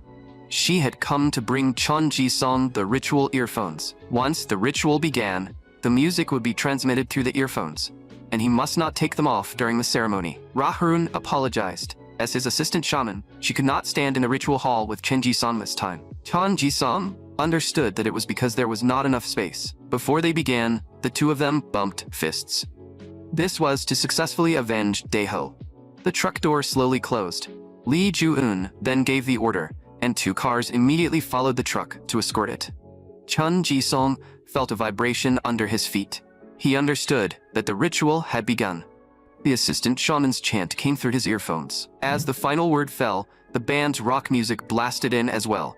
Chan Ji-sung immediately began the blade dance. Lee Ju-in was watching everything through the monitor. Although it was theoretically possible, she honestly was not certain either. All she could do was pray that Chen Ji-sung's talent would make the impossible possible. Meanwhile, Bai Yan decided to pour herself completely into the ritual. Her eyes suddenly widened. Through those eyes, she was able to control the white porcelain serpent dragon, and she fused her consciousness with it as one. So what exactly would Chen Ji-sung bring out? Suddenly, a black sphere flew out from the gate. Bai Yan froze when she saw it. Was that really all? She could not help laughing. The great sudden death shaman's killing curse was nothing more than a soap bubble. Sargat warned her not to let her guard down. Did she want to interrupt the flow of divine power? If they really were performing a ritual off the island, then Hoenn currently held the high ground. But looking ordinary on the outside did not mean it was weak. The black sphere suddenly began to deform. Then, a black spike shot straight toward the white porcelain serpent dragon. However, judging by the result, it did not seem very effective. Watching this, Bai Yan could no longer hold back. She could not believe her senior had been humiliated by something like this. That instantly made Sargat feel both ashamed and furious. But their mission was only to stop the killing curse. Judging by the situation, it really did seem simple, so they should end this quickly. Before she even finished speaking, the white porcelain serpent dragon charged straight at the black sphere. But the black sphere dodged in an instant. Bai Yan was startled. Could it be an agility type? The white porcelain serpent dragon attacked 3 times in a row, but every strike missed. A large white porcelain serpent consumed a relatively huge amount of divine power, so she had to change how she controlled it. Bai Yan immediately made the serpent coil itself again to gather power. Meanwhile, the black sphere in the distance began changing shape once more. It burst into the form of an insect. Could it be a plague god? But that no longer mattered. Bai Yan immediately ordered her assistant to bring chicken blood. First, she soaked the dagger in the chicken blood. Then, she swallowed the dagger whole. What Bai Yan wanted to do was increase the completeness of the ritual. After all, the white porcelain serpent dragon was a spiritual creature specialized in defense.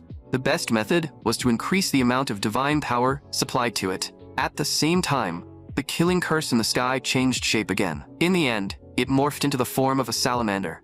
Though the difference in size between the two sides was still huge. Sargat also noticed that something was wrong with Bai Yan. He suddenly looked up. He immediately saw the gap in divine power. Chen Ji-sung's killing curse was not only changing in appearance, its divine power was also growing. Generally speaking, divine power was similar to mental power. Its transmission speed was tied to distance. Divine power this enormous should not have been able to travel from outside the island to inside the island so quickly. Sargat could barely believe his own guess, but he still decided to verify it.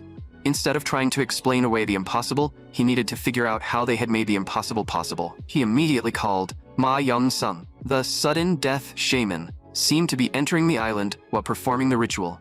As long as they found him, victory would belong to Hoenn. Ma Yun-sung immediately ordered all manpower to be placed under Sargat's command. They were to begin searching around Mapo Bridge at once. Aside from the sudden death shaman, it did not matter if everyone else was killed.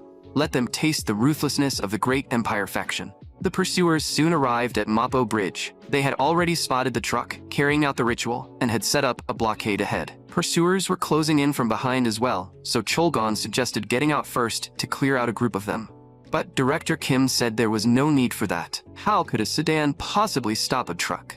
With that, he floored the accelerator and drove the truck straight into them. The sight left the thugs in utter disbelief. To stay alive, they had no choice but to scatter. The truck successfully broke through the first blockade.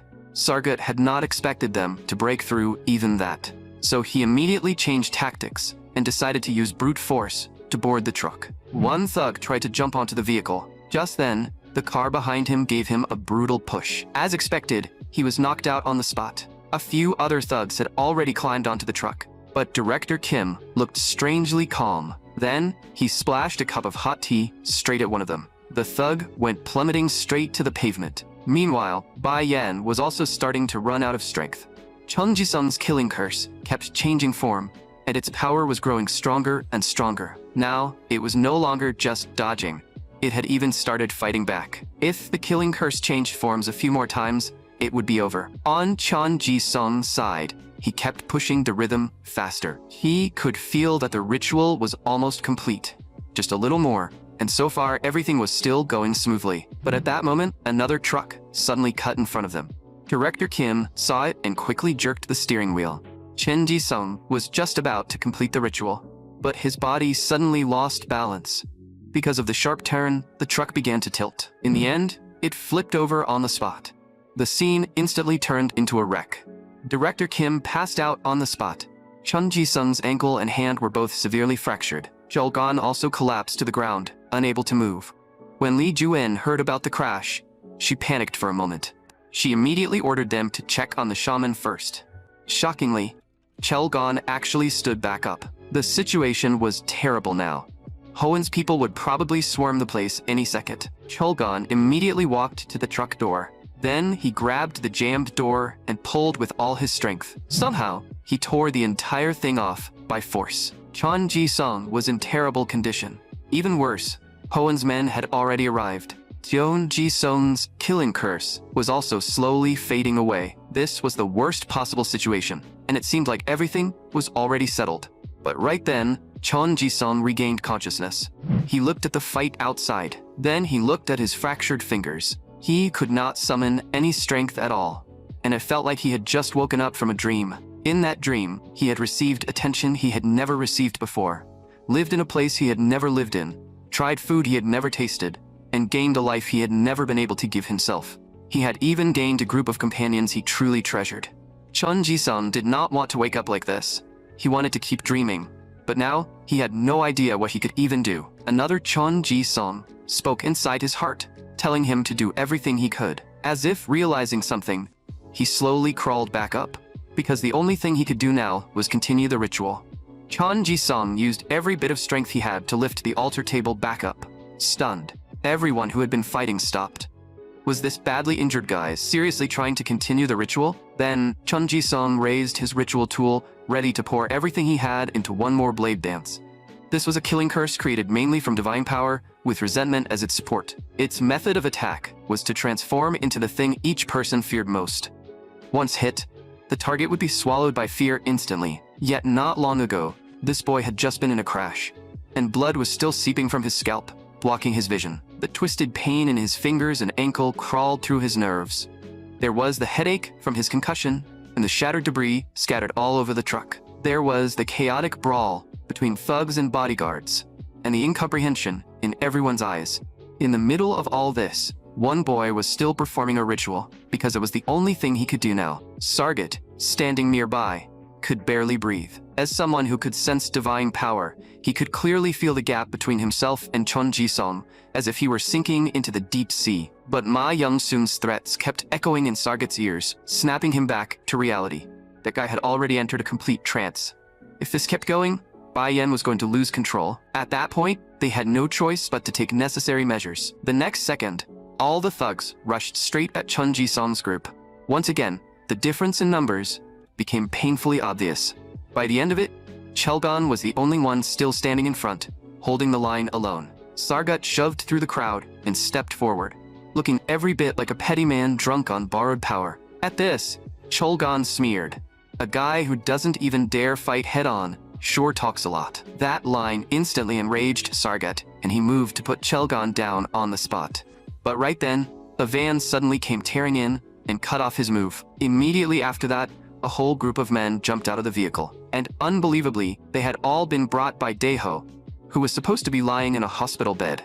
After all, he had come today to earn money for his daughter. With that, Daeho put his gear back on once more. Without hesitation, all the bodyguards charged straight at the thugs. At the same time, Director Kim struggled back to his feet and connected his phone to the truck's audio system. In an instant, music blasted across the entire scene, and Chen Ji-sung's ritual was already nearing completion. Then, a fierce wave of sinister aura erupted from his body. That aura quickly spread toward the white porcelain serpent dragon. Then, it struck straight into the creature's belly, which immediately began to swell violently. Under normal circumstances, pouring power into a divine spirit that had already swallowed divine energy should have meant nothing.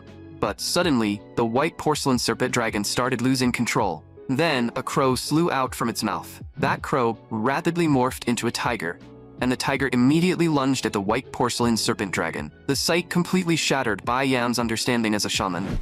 The god Chon Ji-sung had summoned was called the Black Ghoul, a ghostly deity that fed on divine power and fear to keep growing stronger. And now, fueled by Chon Ji-sung's power alone, it had already grown to this size. Instantly, the white porcelain serpent dragon and the Black Ghoul clashed in fierce combat. At that very moment, Bai Yan completely lost the will to resist. It felt as if she was not facing an opponent at all, but an immovable wall. This killing curse could even speak in human language. Suddenly, its head began twisting in a horrifying way. In the end, it actually tore its own head off by force. Then it melted into a tide of black water. In just an instant, that black tide covered the entire area around the company.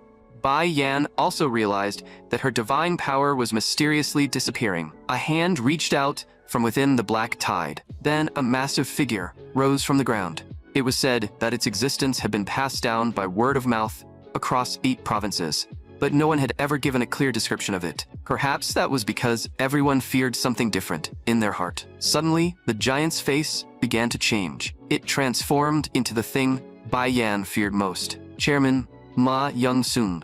In a single instant, Bai Yan was completely swallowed by fear. The staff beside her were dragged into it as well. Had anyone ever said that fear was also a plague that could spread? Very soon, the target shifted to Sargat. Sargat's body trembled uncontrollably. The white-haired thug was reporting the battle situation beside him, but Sargat did not react at all. He had already been hit. Stunned, the white-haired thug froze in place. That high and mighty shaman he normally knew had actually been reduced to this state. The next second, Sargat collapsed to the ground. Even though the white-haired thug knew nothing about shamanic arts, he could tell this was what happened when a ritual succeeded. Besides, they had no extra manpower left to throw into the fight. Knowing that defeat was certain, the white-haired thug could only call off his men. Then, he fled the scene in a miserable state. Daeho and Chelgon finally let out a sigh of relief. Daeho had been injured again in this fight, but he still told Chelgon to check on Chon Ji-sung first. Chon Ji-sung was standing completely still. At that moment, the ritual was finally complete, and all that remained was the finishing blow. The giant grabbed the white porcelain serpent dragon with one hand, then it forced open the serpent's mouth. In the end, it ripped the creature in half. Chon Ji-sung watched the white porcelain serpent dragon disappear. Only then did he finally collapse in relief. The effects of the curse began to appear the next morning. First came the stock price crash. Then came massive human-driven sell-offs. After that, a contracted construction project collapsed. Negative news about large real estate projects, along with corruption tied to reconstruction work, was exposed one after another. Most importantly, Ma Young-sung was urgently arrested. On top of that, insiders connected to the case kept coming forward with more reports. With one problem after another piling up, Ma Young-sun was finally headed straight for prison. Meanwhile, Chen Ji-sung also woke up in the hospital room. When he turned his head, he saw Daeho beside him. The first thing Chon Ji-sung cared about was still Daeho's condition. Daeho told Chen Ji-sung to move less, or his stitches would tear open. Then, he said he heard Chon Ji-sung had been taking care of Suzy this whole time, and had even avenged him. He sincerely thanked him. But Chon Ji-sung said that if Daeho wanted to thank him, then they should work together long-term. After all, finding a high-paying job was not easy. And how could Daeho possibly give up this job? The others also came to visit them not long after. Chon Ji-sung nervously asked Lee Ji-won how the match had turned out. If the stock price had not dropped significantly, Golden Cross would be in danger. Lee Ji-won did not say anything. She simply took out her phone. Hoenn Construction's stock had been halted outright. Without a doubt, this was a massive success. Hoenn's stock had fallen by about 30% in a single day, and once the trading restriction was lifted tomorrow, it would drop again. Another pleasant collaboration. Chon Ji-sung finally relaxed. Thank goodness, this time had truly been dangerous. But Chen Ji-sung had done it again, and this time he'd done it completely with his own strength. But Ra-hoon suddenly appeared at that moment and broke the mood. She wanted to know how much money Golden Cross had made this time. Lee Ju-en joked that Ra-hoon should not be curious about how much the company earned, but whether her own pay would be cut this time. Daeho said he did not care how much he received this time. The band quickly chimed in their agreement. In the end, Ra-hoon threw the question to Chon Ji-sung. Chun Ji-sung only said that he would probably handle it properly. That made Rahun stomp in frustration, and the hospital room instantly filled with a cheerful atmosphere. Soon it was time to share the rewards again. But this time, Justin had not prepared any cash. Then he quickly added that it was because there was too much money to withdraw all at once. Chun Ji-sung was the first to ask exactly how much it was. Justin did not speak. He simply wrote down a string of numbers and handed it to Chun Ji-sung. But judging from the reaction, the amount was definitely astronomical. If they wanted to settle and pay this commission immediately, the process alone would probably take years. Because of Chun Ji-sung, Golden Cross had not only stepped back from the brink, but had also raised its standing in the industry. Chun Ji-sung humbly said that it was not all his credit. He was just glad everything had gone smoothly. Justin finally understood why Lee Ju-eun was so fond of Chun Ji-sung. He was not weak, he was simply kind. So Justin had a proposal. Aside from the commission this time, Golden Cross would also share company stock with Chun Ji-sung. He was no longer just a shaman who performed rituals under their orders. He was now a partner growing alongside them. Meanwhile, in a detention center, Sargut came to visit Ma Young-sun as instructed. Ma Young-sun suddenly asked if Sargut thought he could relax, just because Ma was behind bars. Sargut immediately began defending himself in a panic. But Ma Young-sun coldly said that Sargut had no sense at all. What he should be doing now was getting rid of everyone who reported him and everyone cooperating with the police. As long as Ma Young-sun was still alive, he would never let those people live comfortably. After working under him for so many years, they still did not know what they were supposed to do. Although Sargut was not a traitor, he still had to take responsibility for what had happened. Before answering, Ma Young-sun told Sargut to think carefully about his family. What he needed to do was kill Justin of Golden Cross and the sudden death shaman. In other words, kill them. Ma Young-sun wanted the people who had taken everything from him to pay the price. Sargut said that was impossible. Shamans on Yoido had to follow the rules. They could only target companies, not individuals. Even if someone broke the rules and cast a curse anyway, outside forces would interfere. At those words, Ma Young-sun looked at him with a grave expression. He threatened to kill Sargut and his family if he refused, then asked if there were any exceptions to those rules. Either Justin and the sudden death shaman died, or Sargut's family died. Even if Sargut's current ability was not enough to kill them directly, it did not matter. Ma Young-sun had already thought of that, which was why he had prepared a witchcraft vessel. It was an evil object, capable of increasing the power of a killing curse. Ma Young-sun told Sargut to do it unless he wanted to be buried together with his family. The creation process for this witchcraft vessel, called Bronze Bone, was utterly horrifying.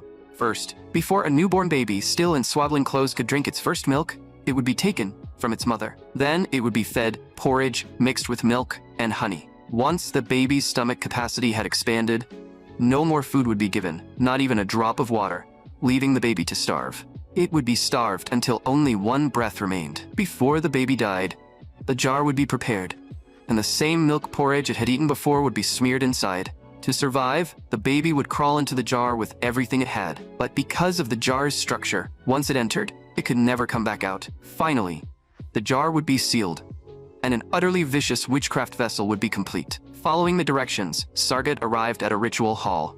Inside the jar before him was the witchcraft vessel known as Bronze Bone, and inside it was the shriveled corpse of an infant. Even Sargut was startled. In the end, Sargut had no choice but to compromise. He immediately began the fan dance. The offering started struggling in pain, as if it were being choked. Then Sargut began calling out the word infant, again and again. Blood started running from his ears. With the next call, blood began leaking from his eyes as well. Then a swarm of insects poured from his mouth. Even so, Sargut struggled to continue the ritual. With each desperate call, a thick wave of sinister energy erupted from the jar. Moments later, black water sprayed out from inside it. In an instant, it flooded the entire room. Then the black water surged out of the building and rushed straight toward Golden Cross. Meanwhile, Chun Ji-sung and the others had no idea what was happening and were getting ready to attend a dinner party. Chun Ji-sung, who possessed the most divine power, was the first to sense that something was wrong. He looked toward the source of the aura and saw the child Gu clinging to the glass, staring straight at them. The others with divine power also noticed the abnormality at that moment. They all saw the terrifying thing pressed against the glass. They immediately realized this was not an ordinary curse. This was murder. and the child Gu was murmuring Chon Ji-sung's name, making its target painfully obvious. Lee Ju-eun had not expected the other side to break Yoido's only rule over a personal grudge. Now, they had to figure out how to deal with it immediately. Justin, unaware of the situation, was still calling everyone into the elevator, but Lee Ju-eun immediately told everyone to stop moving. Sure enough, a split second later, the elevator plunged straight down. Because of the child Gu's presence, every movement could trigger death. No one knew what would happen next, so they could only avoid making any unnecessary moves. At that moment, cracks began spreading across the glass, holding the child Gu back. Fortunately, Lee Ju-in still had Master Sangmyeom's protective talisman on her, but the instant she took it out, the talisman crumbled into ash. Just how high was this thing's divine rank? At the same time, the glass could no longer withstand the pressure. Without warning, the child Gu smashed through the window. Then, it slowly looked around. Finally, it locked onto Chon Ji-sung. With just one glance, blood began flowing from Chon Ji-sung's ears and eyes. At the same time, the shamans of the Financial Supervisory Bureau also sensed the existence of the witchcraft vessel. The people of Yoido were absolutely not allowed to lose their physical bodies. She shifted her focus with a single thought. The child Gu was instantly bound in place, although Chan Ji-sung had still been attacked. Fortunately, it was not too late. Next, it would be up to the Gold Sand Bureau to cut the connection. The Gold Sand Bureau was an agency under the Financial Supervisory Bureau, and it had been created for a reason. When killing curses were first introduced to Yoido, the island itself had fallen into chaos. At first, shamans only cursed companies, but later, that gradually turned into cursing individuals, which led to actual casualties and a loss of talent. They had originally tried to control it by passing laws, but because of the investors, they had to give up and instead manage things through the Gold Sand Bureau. The purpose of this team was to select the best shamans and prevent people from losing their bodies because of killing curses. They respected the freedom of the market economy, but when necessary, they would also intervene. By now, the members of the Gold Sand Bureau had already arrived at the scene. A nearby team member warned that the area was heavily contaminated and that a goo had been used, so they had to be extremely careful. The team leader immediately ordered the members to raise the military flag and cut the connection in one strike. This was the flag of General Zhang, gatekeeper of Chanting City. Instantly, the team leader transformed into a warrior in heavy armor, holding a long blade. Then, he entered the ritual hall to check the situation inside. Sargut also struggled to crawl back up at that moment. He spat out a swarm of flying insects from his mouth and sent them rushing toward the team leader. But the team leader needed only 3 slashes to wipe out the entire swarm. Finally, he walked up to Sargut and judged this evil thing that should never have existed. Then he raised his long blade. A single iron slash cleaved into Sargut. Sargut finally lost consciousness. With that, the aura inside the jar also faded away. With its source of power cut off, the child goo began burning violently. In the end, it completely turned to ash. Lee Ju-en hurried forward to check Chun Ji-sung's condition. His breathing and pulse were both terrible, and emergency treatment had to begin immediately. After that, Chun Ji-sung was carried into an ambulance. All they could do now was pray that nothing serious had happened. But strangely, there were no wounds on Chen Ji-sung's body. He even appeared physically healthy. And yet, from that day on, he never woke up again. This was Yoido, the financial island of H country. The people who worked here seemed to live under a strange illusion. Even though the money they handled belonged to their clients, the daily transaction amounts passing through their hands were enormous, sometimes reaching tens of trillions. Ordinary people living on tiny wages were pitiful in their eyes. Yet those people still believed they were above everyone else. At least, that was how the director of the Gold Sand Bureau had always seen it. But now, people like that were actually kneeling in front of her, on Yoido. If a shaman was only a tool for making profit, they could simply buy another one. The fact that they were going this far meant this shaman was not just a tool to them. That made the director of the Gold Sand Bureau begin considering whether she should help. According to the rules, the Gold Sand Bureau was not allowed to help any specific shaman or company on Yoido, but this was still a human life. Although the Gold Sand Bureau had no responsibility in this matter, she said she could make an exception and help a little. Then, she summoned the servant god she worshipped, Namsan. Namsan placed a hand above Chun Ji-sung's head. Then it entered Chen Ji-sung's mental world. Lee Ju-en waited anxiously from the side. A moment later, Namsan gave its answer. Chun Ji-sung's inner world was empty. To be precise, there was no vessel inside him capable of enshrining a god. What filled this boy's heart was an overwhelming surge of yin energy. Thus, the curse was not the only reason Chen Jisong had fallen unconscious. The curse had merely accelerated an inevitable result.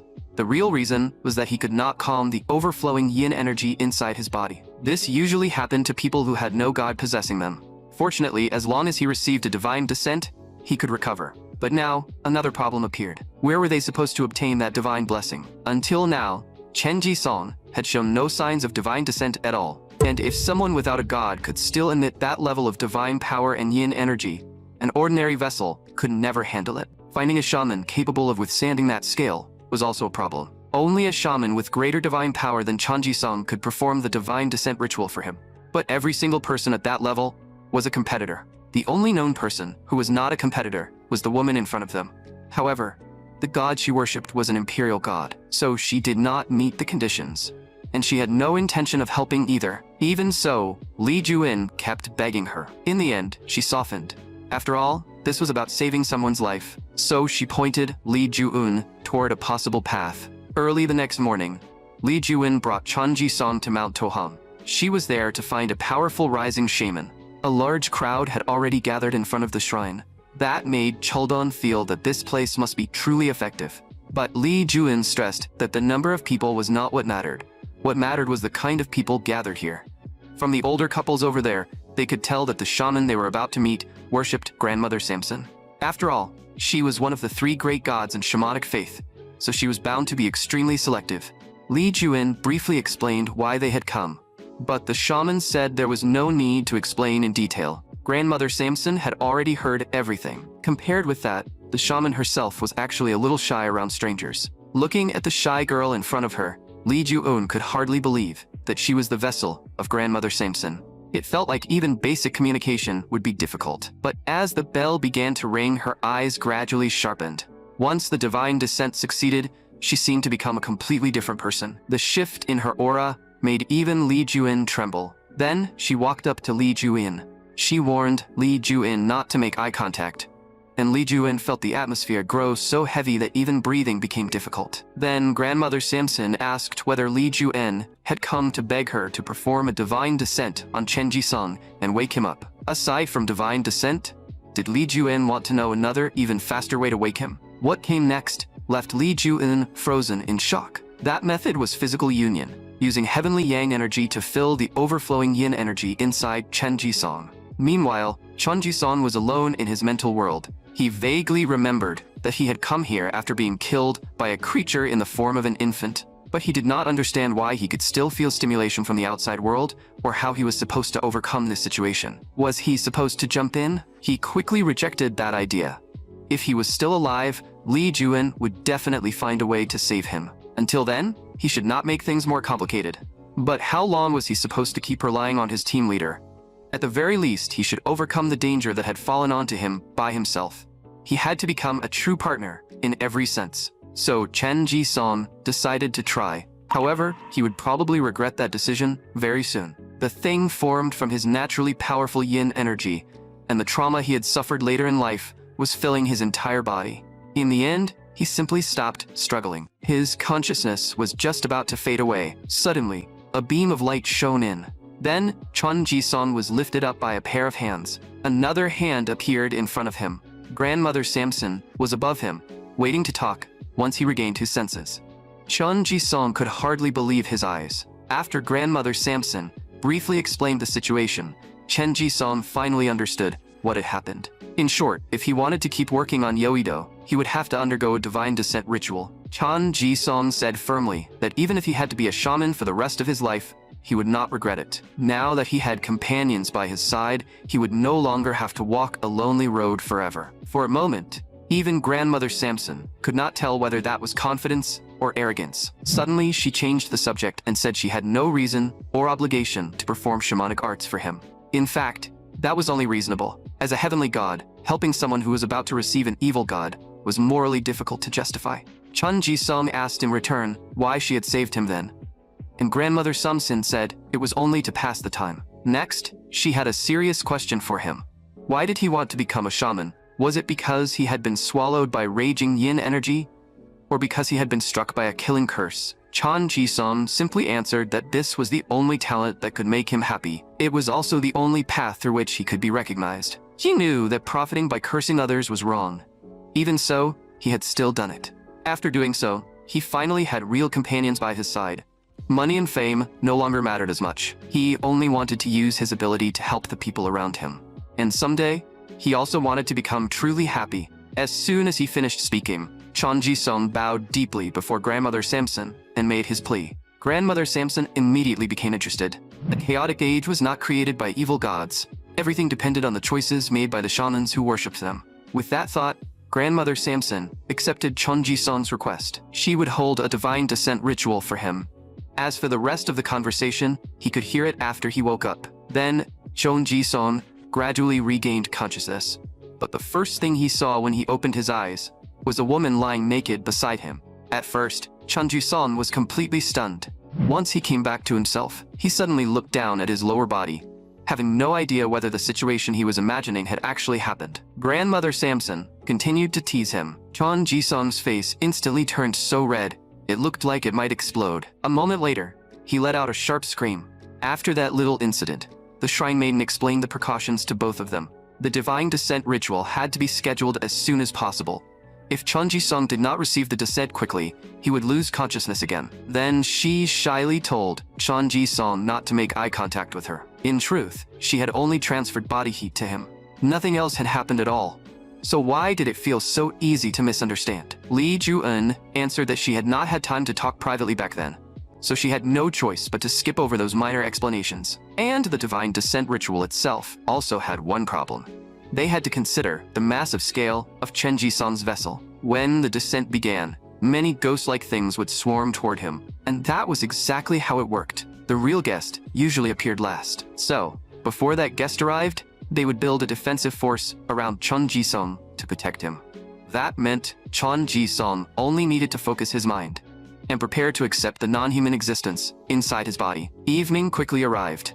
Chan Ji-sung felt a faint uneasiness in his heart. Even though all the staff here were highly professional, he still felt strangely worried. Suddenly, Lee Ju-eun patted him on the back.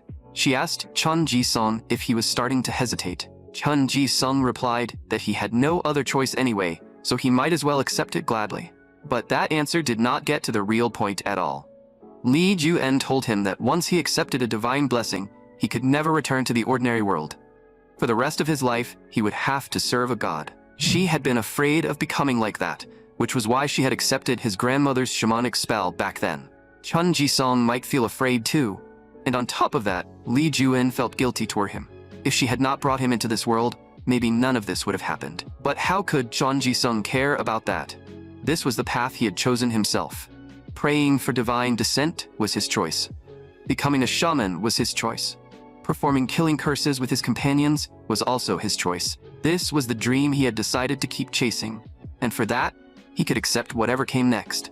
So Lee Ju-eun did not need to feel guilty anymore. She only needed to cheer him on. In Lee Ju-eun's eyes, this boy was far too steady, and even a little handsome. Then, she slowly leaned closer to Chan Ji-sung. She gently kissed him on the cheek. That was Lee Ju-eun's way of cheering him on.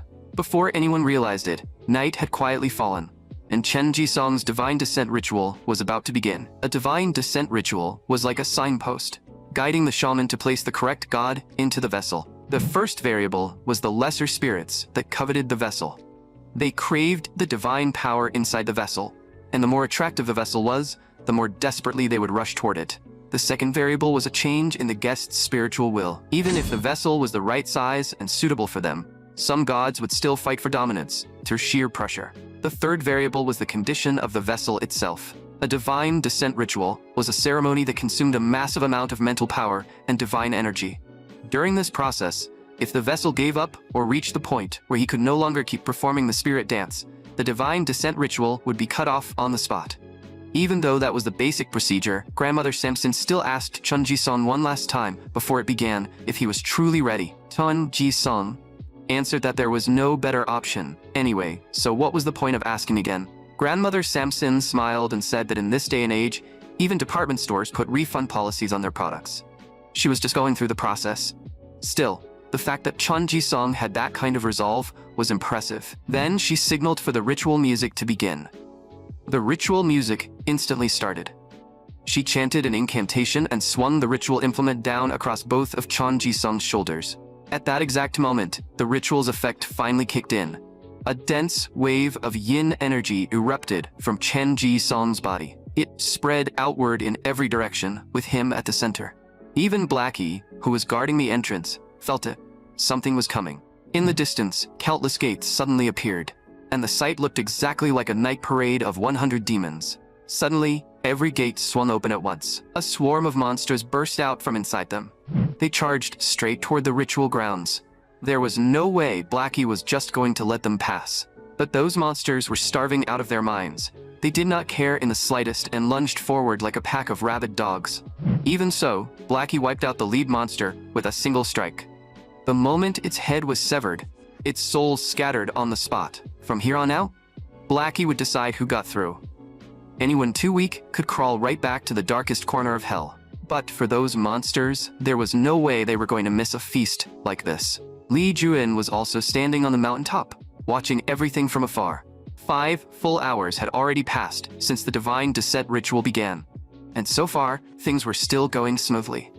All she could do was hope Chon Ji-sung could hold out. As for Chan Ji-sung, he was already at his limit. Every second felt as long as a full minute in that merely frozen stretch of time. All he could feel was exhaustion and pain, like his entire body was about to shut down. Suddenly, Grandmother Samson called out to him and told him to get a grip. They were already in the second half now. Endure it to the very end, and call for the God who truly sits you. Chon Ji-sung finally snapped back to clarity. In the end, his fate really did have to remain in his own hands. At that exact moment, the gate exploded open with a thunderous boom. Grandmother Samson understood that a true candidate had arrived. Through the thick black smoke, a figure could be faintly seen. An evil ghost with 8 arms appeared before them, and it was none other than the 8-armed hand ghost from before. Grandmother Samson told it to prove its strength or crawl back where it came from. At those words, the 8-armed hand ghost began boasting that it was a supreme existence. It asked what right she had to demand proof from it. Grandmother Samson simply told it to come at her. The 8-armed hand ghost instantly flew into a rage. But Grandmother Samson did not indulge it at all, cutting off one of its hands with a single slash. Only then did the 8-armed hand ghost stop acting recklessly, insisting that it had a bond with Chon Ji-sung and would become a god worthy of that vessel. But before the evil god could finish speaking, a giant claw suddenly appeared and smashed it into a mist of blood. Grandmother Samson sighed. Finally, the real main event of the night had arrived. The one taking the stage was an evil god in the form of a tiger, which meant it had achieved godhood in that very shape. This tiger symbolized the terror of plague, an old god filled with resentment toward being forgotten, known as Lady Huan the Tiger. Even Grandmother Samson could not help feeling worried. With her current strength, she might not be a match for this tiger. But at this point, she could not back down. Lady Huan spoke first, demanding that Grandmother Samson hand over Chon Ji-sung. Just as Lady Huan said, Grandmother Samson should have guided Chon Ji-sung immediately. However, they still did not know whether Chon Ji-sung could handle a god of this level. So before that, Lady Huan's power had to be weakened. Grandmother Samson then declared war on Lady Huan. In response, Lady Huan lunged forward. Grandmother Samson raised her guard with visible difficulty. The woman and the tiger locked into a direct standoff. Suddenly, Lady Huan struck with a fierce claw. Since Grandmother Samson was only borrowing a body right now, she took the full force of the attack. Lady Huan could not understand why this heavenly god was going so far to stop her. But Grandmother Samson's goal had never been to win. It was to do everything she could to preserve Chon Ji-sung's dominance after the divine descent. And there was another reason too. Chon Ji-sung's grandmother had done the exact same thing before. Undeterred, Lady Huan gathered her strength and lunged again. Grandmother Samson shook the bell in her hand. With her at the center, vegetation instantly erupted around them. Shackles woven from thorns bound Lady Huan tightly. Now, the moment to decide victory had finally arrived. By the next morning, Grandmother Samson had finally been defeated. But Lady Huan's power had also been weakened, almost to its limit. She immediately swallowed Chon Ji-sung whole. And with that, Chon Ji-sung entered Lady Huan's inner world. If Chon Ji-sung failed the trial, he would be completely torn to pieces. The first question was this: after gaining power, What exactly did he want to achieve in this lifetime? Chun Ji-sung's answer was his own happiness. If that was the case, he should not have accepted an evil god. He should have accepted a heavenly god or an ancestral god instead. But Chun Ji-sung did not have that kind of talent. All he had was the overflowing yin energy inside him. From the very beginning, he had never been given a choice. The reason he accepted becoming the vessel of an evil god was solely to fight for his own happiness. He wanted to become a shaman who used the power of an evil god to seize a happy life. That was Chun Ji-sung's ambition. Becoming an existence that people feared was obviously much harder than secretly taking revenge on a specific person. Lady Huan also remarked that the people who had summoned her before had mostly shared similar goals. They either wanted to take revenge on someone, spread a plague, or simply collected debt. Those were all boring tasks, and none of them were remotely difficult for Lady Huan. In response, Chun Ji-sung only smiled faintly. It seemed he had successfully caught her interest. Just as Grandmother Samson had said before, in the world of gods, the human body did not hold much meaning, especially for evil gods with no grand cause. To them, a human body was nothing more than a small window to drink from. Therefore, Chun Ji-sung had to prove he was completely different from the vessels that came before him. Beyond that, they would also test the vessel's strength. So Chun Ji-sung had to pour out as much of his yin energy as possible. He had to prove that his bowl was large enough to overwhelm the one sitting at the table. With the question and answer phase concluded, it was time for the real business. A rift opened across Chun Ji-sung's chest. Yin energy poured out from within. But that level still was not enough to satisfy Lady Huan. So, Chun Ji-sung poured in even more. Suddenly, an enormous amount of yin energy erupted outward. At that moment, Lady Huan realized something was wrong. This amount had already far surpassed what she could endure. Everything was exactly as Grandmother Samson had predicted. Chun Ji-sung was not a tool to be tamed, but a rebel with ambition and will. With this, she could finally repay the debt she owed Chun Ji-sung's grandmother. Meanwhile, a quiet scene unfolded in a nursing home far away. His grandmother, who had long since developed dementia, suddenly sighed. "My poor grandson, so this day has finally come." Chun Ji-sung's divine descent ritual was a complete success. Before leaving, he bowed deeply to repay that kindness. The shrine maiden warned him not to forget why he had received divine descent in the first place.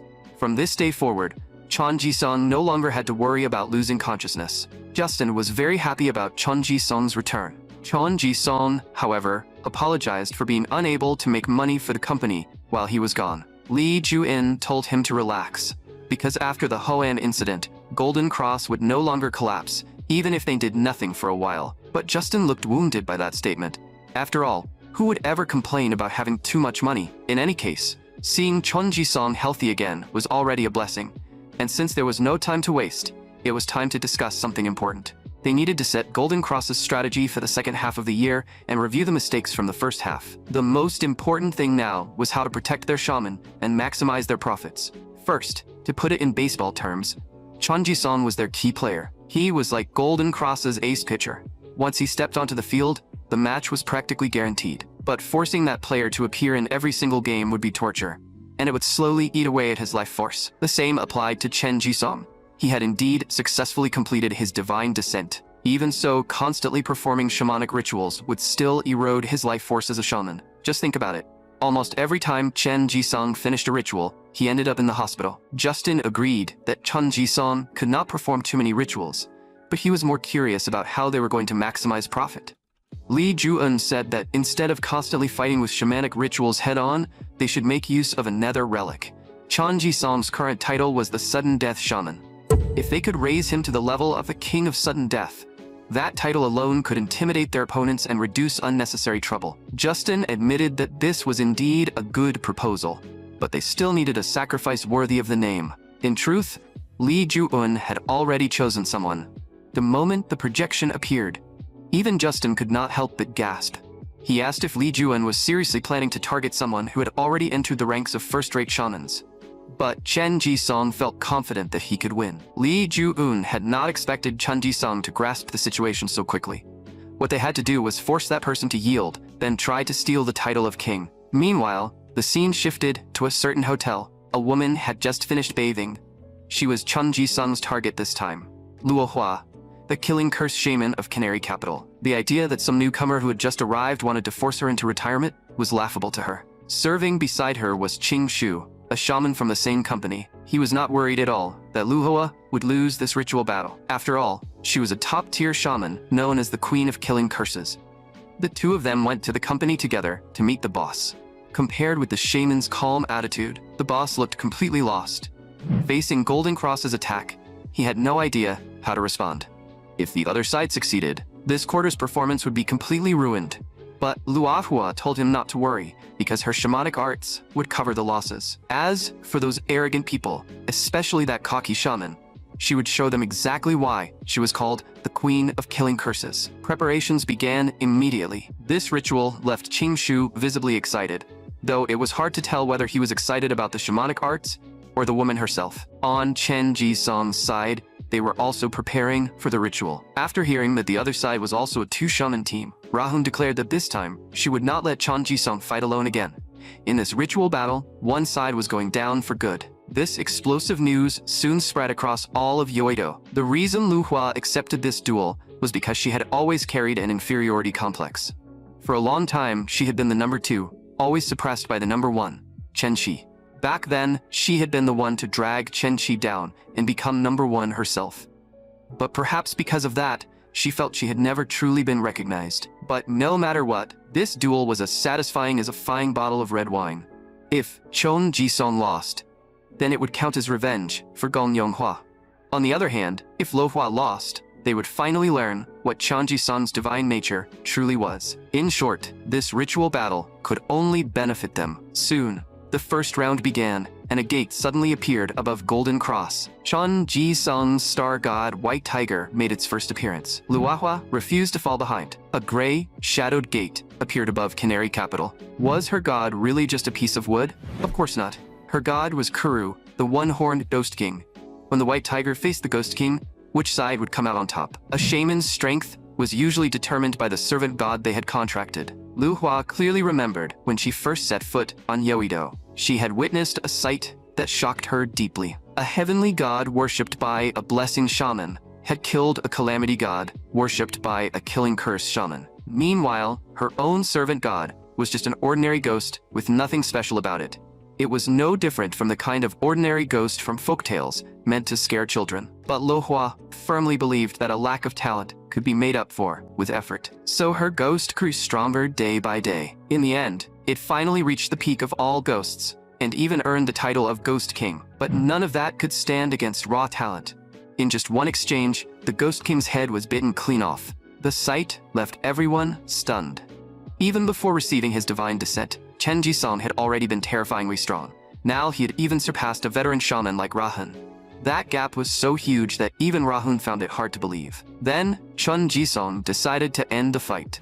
The White Tiger had long since grown tired of this boring duel as well. It grabbed the Ghost King's head and tossed it into the air. Then it slammed the Ghost King's head back down. King Shu stood frozen in place, his face filled with disbelief.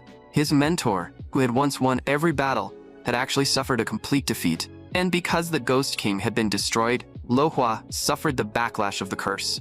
She had struggled her entire life, yet in the end, she still could not defeat these monsters. Was this really the limit of her life as a shaman? Qing Shu looked at the devastated woman before him and made up his mind.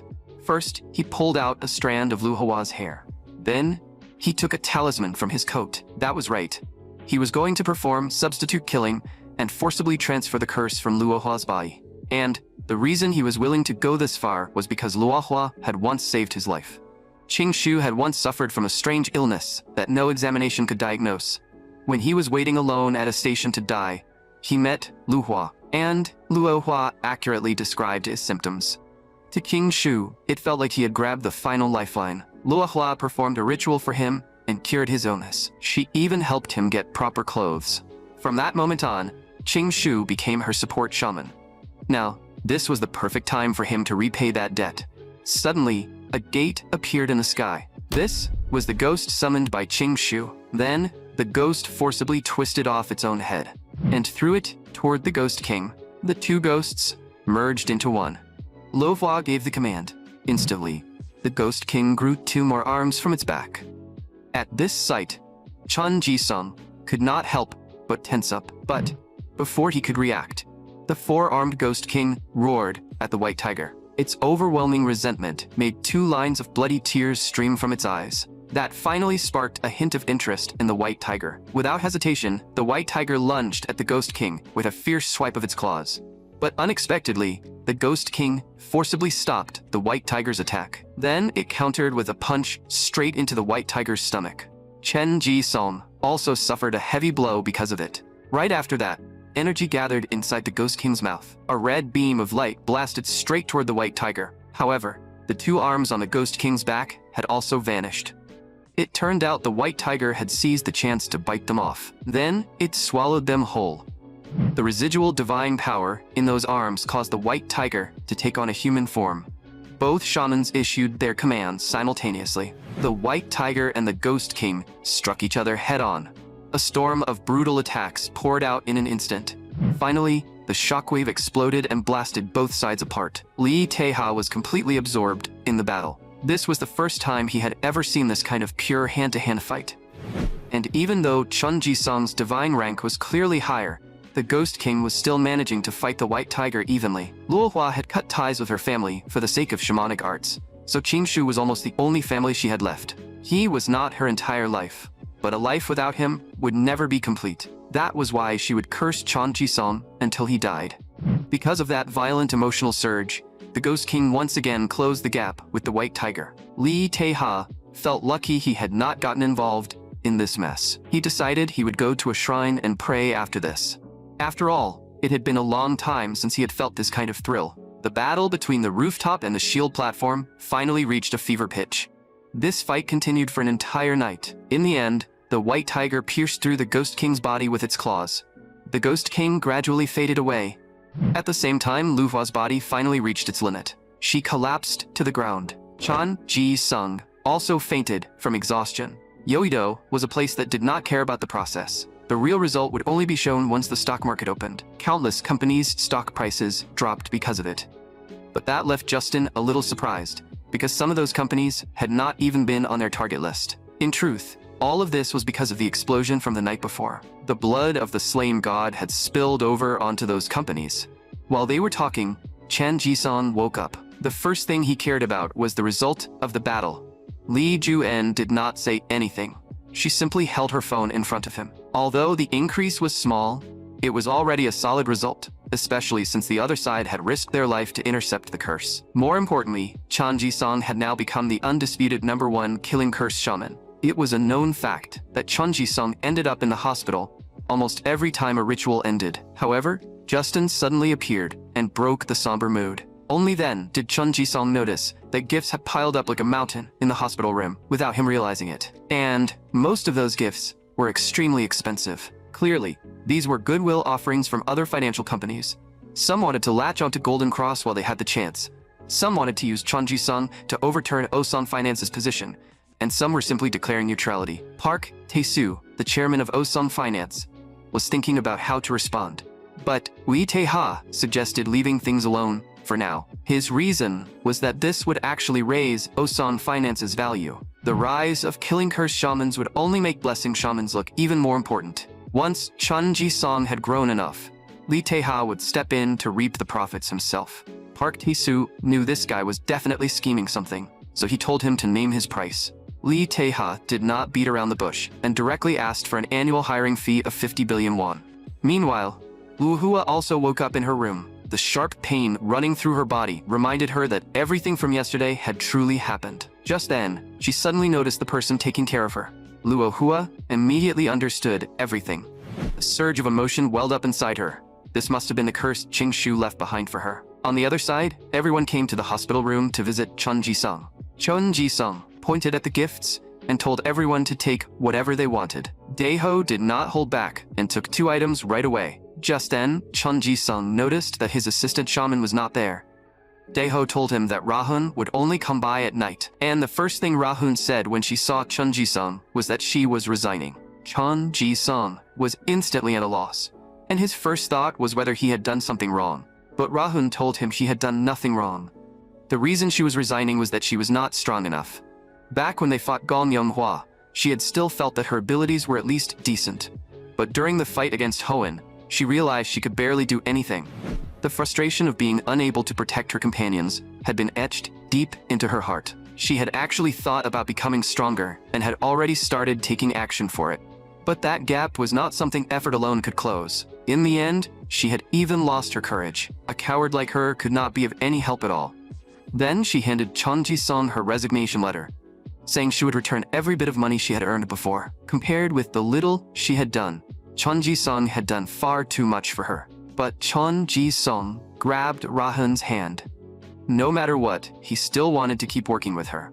Chun Ji-sung might be a genius when it came to curses, but even a genius could not do everything alone. Ra-hun told him to find a better shaman instead.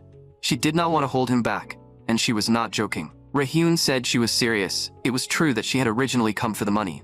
But now, she truly did not want to be the one dragging everyone down anymore. But Chun Ji-sung did not care about that at all.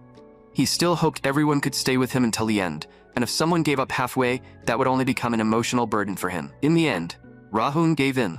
She would withdraw her resignation, but she hoped Chun Ji-sung would give her some time off. Early the next morning, Ra-hun arrived at the estate where her adoptive father lived. She had come to her master's residence to grow stronger, but just as she was about to enter, she was stopped by her fellow disciples.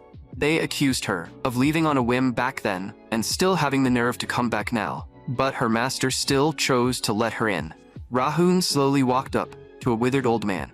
In a weak voice, her master asked why she had come back. Of course, Ra-hun wanted to become stronger. Only then did her master understand. She had finally found a reason to grow stronger. Although the other disciples might have complaints, he was still happy to see her again. Then her master asked his fourth disciple, Yoon-ga, to examine Ra-hun's body. But the conclusion was that Ra-hun no longer had any hope of becoming stronger. Ra-hun could not understand. Her teacher had clearly said before that she had talent. Yoon-ga asked her if she truly knew what talent was. Ra-hun asked back if talent was not something people were born with. Seeing how confused she looked, Yoon-ga explained that talent was like the random materials handed out in an art class for a project. Even if the materials were not distributed fairly to everyone, as long as someone used them skillfully, they could still create a high-scoring piece. Just as Ra-hun had said, the materials she had received in the past were actually decent. If she had used them properly, she might have become a capable shaman. But she had failed to seize that chance. What exactly had she been thinking when she accepted a Western evil god back then? Ra-hun answered that she had simply wanted to become special. That was why she had not chosen an Eastern god. At those words, Yoon-ga felt a headache coming on. After all, the farther the distance between the god and the vessel, the harder it was to bring out true power. Her servant god could not give her enough strength at all. Even so, Ra-hun refused to give up and asked if there was any other way. But Yoon-ga could not think of a good solution either. Devastated, Ra-hun instantly burst into tears. Yoon-ga could not help but blame her for being so reckless back then. If she had already taken the wrong first step, how was she supposed to continue down the road ahead? Just then, her master appeared. He said he did have one method, and that was to enter the ink gate. Ra-hun was completely confused by this, but Yoon-ga's expression turned serious.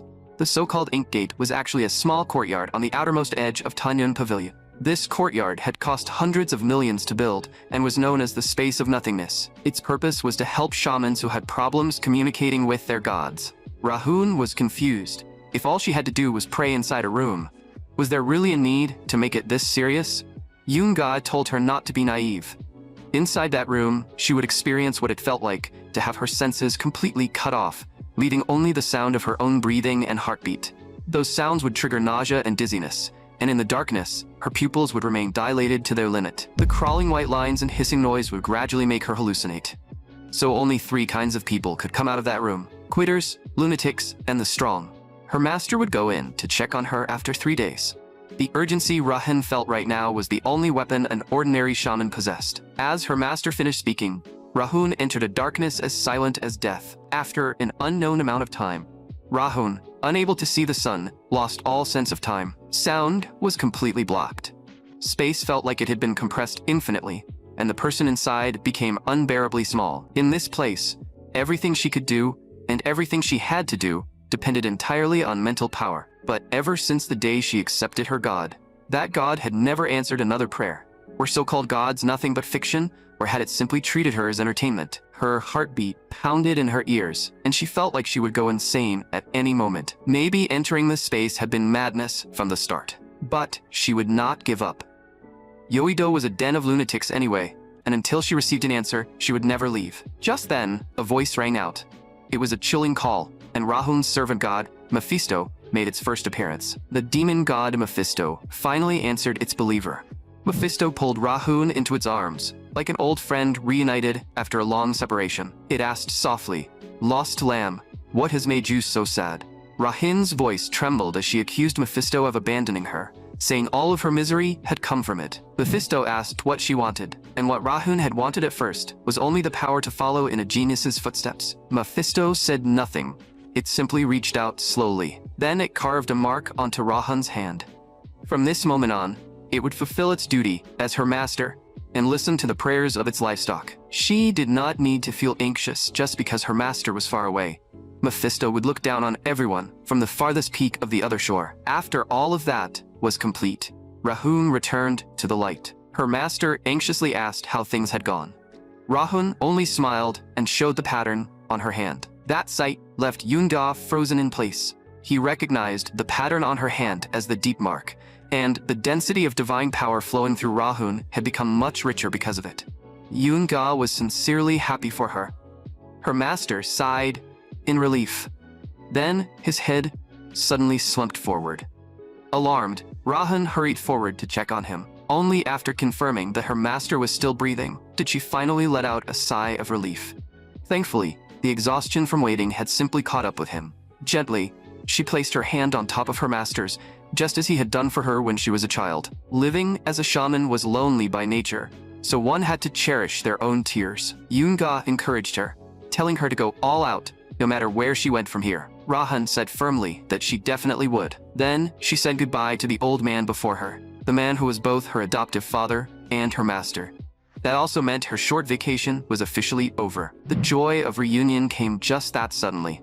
And, for Chon Ji-sung, it had been a long time since he felt that. Lee Ju-eun muttered from the side that all that worrying had clearly been unnecessary. Everyone immediately started a champagne party. Suddenly, their eyes shifted to the side. With a serious face, Lee Ju-eun pushed Rahun right next to Chun Ji-sung, then showered the two of them with champagne. The two of them smiled at each other at the same time. That second half of the year became Golden Cross's best performing period. No one on Yoido could shake Golden Cross's position anymore, and even if someone tried, they would be crushed by shamanic power. Riding the momentum like a massive wave, Golden Cross opened the door to a new era. None of them knew that this was only the calm before the storm. The Minister of Finance suddenly met with the director of the Gold Sand Bureau, and a conversation like this was a first on Yoido. But the director of the Gold Sand Bureau could not guess what these high-ranking officials wanted, and that immediately gave her a bad feeling. Inside the conference room were Kim Chang-mok, the head of the Financial Supervisory Service, and Ho Sung-jun, the Minister of Finance. Their purpose was actually simple. The president wanted the Korean stock market to more than double during his term. Only then would the people shift their attention away from the myth that real estate never loses. They would begin taking interest in stock investment instead, which would help solve the difficult problem of controlling housing prices. The director still looked completely confused. Noticing this, Hae Sung-jun added that the president had heard the rumors about the sudden death shaman. Their use of killing curses to drive down stock prices went directly against national policy, so he probably did not need to spell out what came next. The president wanted killing curse shamans to disappear from Yoido. For that reason, he had gathered the island's most influential business leaders for a meeting. He Sung-jun stood and invited everyone to raise their glasses, as if celebrating the revival of the stock market in advance. Everyone rose to their feet. Everyone except Park Tae-soo, the chairman of Osong Golden Dragon. Ho Sung-jun coldly asked whether he had something to say. Park Tae-soo did have something to say. The cost and the reward of this plan clearly did not match. The president's term was only 5 years. After that, whether the plan succeeded or failed, everything would be over. Hyo Sun-jun told him to speak plainly. Park Tae-soo said the government would need to provide information to the companies gathered here first, and supply enough funding when necessary. If those conditions were truly met, then driving all the killing curse shamans living on Yoido out would not be impossible. Park Tae-soo naturally agreed with Lee Tae-ha's idea. They should not only drive them out, but if necessary, secretly eliminate those companies as well. After a divine order was issued, Li Teha prepared to face the final struggle of the shamans. There was the second seat shaman of Osang Finance, Shin Myojin. Next was the third seat, Lu Pu Ho. Then came the fourth seat, Namgung Heishin. And finally, the fifth seat, Diwen. All four of these elites were summoned together by Li Teha. First, they needed to review a list of projects requiring blessing rituals. The ones marked in purple were connected to killing cursed shamans, and he hoped everyone would give it their all. Shin Myojin asked why their strategy had suddenly become so aggressive. Li Teha explained that it was because the government had stepped in. With that factor now involved, this was the perfect hunting season for them. So everyone could use their hidden strength without holding anything back. First came the massive support promised by the Minister of Finance, along with tax investigations into investment companies that profited through shamanic arts. Then came soaring stock prices and the direction of public opinion in the news. All of this gradually allowed blessing shamans to replace killing cursed shamans. During this period, Chonji-san had also been feeling deeply uneasy. For killing cursed shamans and the companies that profited from them, this was an age of chaos. And what did an age of chaos need most? A king who could save them, of course. The king of sudden death, Director Kim, entered and informed them that the killing cursed shamans and their company representatives had arrived. Before this, those people had already held a meeting led by Mr. Li Bangshin, and this crisis had clearly driven them into a corner. As a result, several people who disagreed with Li Bangshin got into a fierce argument. Li Bangshin immediately stopped the farce and sighed that things would have been better if Luo Hua were still around. So he decided to make use of Chan Ji-song. The moment he said that, everyone present froze. Then someone immediately rejected the idea. After all, not long ago, they had refused to acknowledge Chan Ji-song's status as king. That nearly made Li Bangshin swing his cane straight into the man's face. He said he was not senile yet. Right now, killing cursed shamans were leaving or scattering, and if they wanted to survive, they had no choice but to make contact with Chan Ji-song. If Chan Ji-song was defeated, then it would count as revenge for Luo Hua. If not, he could create a chance for them to breathe. After thinking for a moment, Li Bangshin finally changed his mind. Li Juan had known this day would come. She understood it, but she still found it annoying. Now that their livelihoods were on the line, they suddenly decided to come knocking without even giving a heads up. Justin felt this was nothing more than a transaction anyway, so they might as well hear the proposal first. Director Kim added that many major figures had come this time, including Mr. Li Bangshin. At those words, Li Ju-eun looked at Chun Ji-song with a serious expression. Looking like this, he would definitely be underestimated, so she personally tied Chan Ji-song's hair back for him. Chan Ji-song could not help blushing. Then Li Juan told him to show some presence and remember his status as a king. The two groups finally met, and when Li Bangshin saw that Chan Ji-song did not seem to have much of a leader's aura, he decided to test him a little. Li Bangshin manipulated the sinister energy of the red god Measles ghost and sent it straight toward Chan Ji-song. Chan Ji-song sensed it immediately and could not help thinking that this man really could not hold himself back at all. Instantly, Chan Ji-song summoned his servant god with a mere thought. With just one tiger roar, the Measles ghost was blown apart. The curse instead wrapped itself around Li Bangshin's neck. Fortunately, Chan Ji-song stopped in time and warned him not to test him again, because he still was not very good at controlling his power. Li Bangshin could not help asking what this god's name was. The name Lady Huan the Tiger was finally spoken out loud. At that moment, Li Bangshin broke out in a cold sweat and finally understood why Luo Hua had lost. Then he dropped to the ground and performed a formal bow of respect. The entire room instantly fell silent. His disciple was even more agitated, thinking that his teacher had thrown away every last shred of pride. But Li Bangshin believed this was exactly how far he needed to go. Li Juan bluntly said that first, he had arrogantly tested someone else's strength, and now he was lying to his colleagues. What an old fox. Suddenly, a man stepped forward and introduced himself as company representative Ju Ki-hwan. Justin had actually heard of him before and had seen his name on forums. Ju Ki-hwan sincerely congratulated Golden Cross for discovering the sudden death shaman and apologized for the disrespect shown by the shaman from his company. Then he looked toward Representative Justin and the sudden death shaman. He said everyone gathered here had to join hands from now on.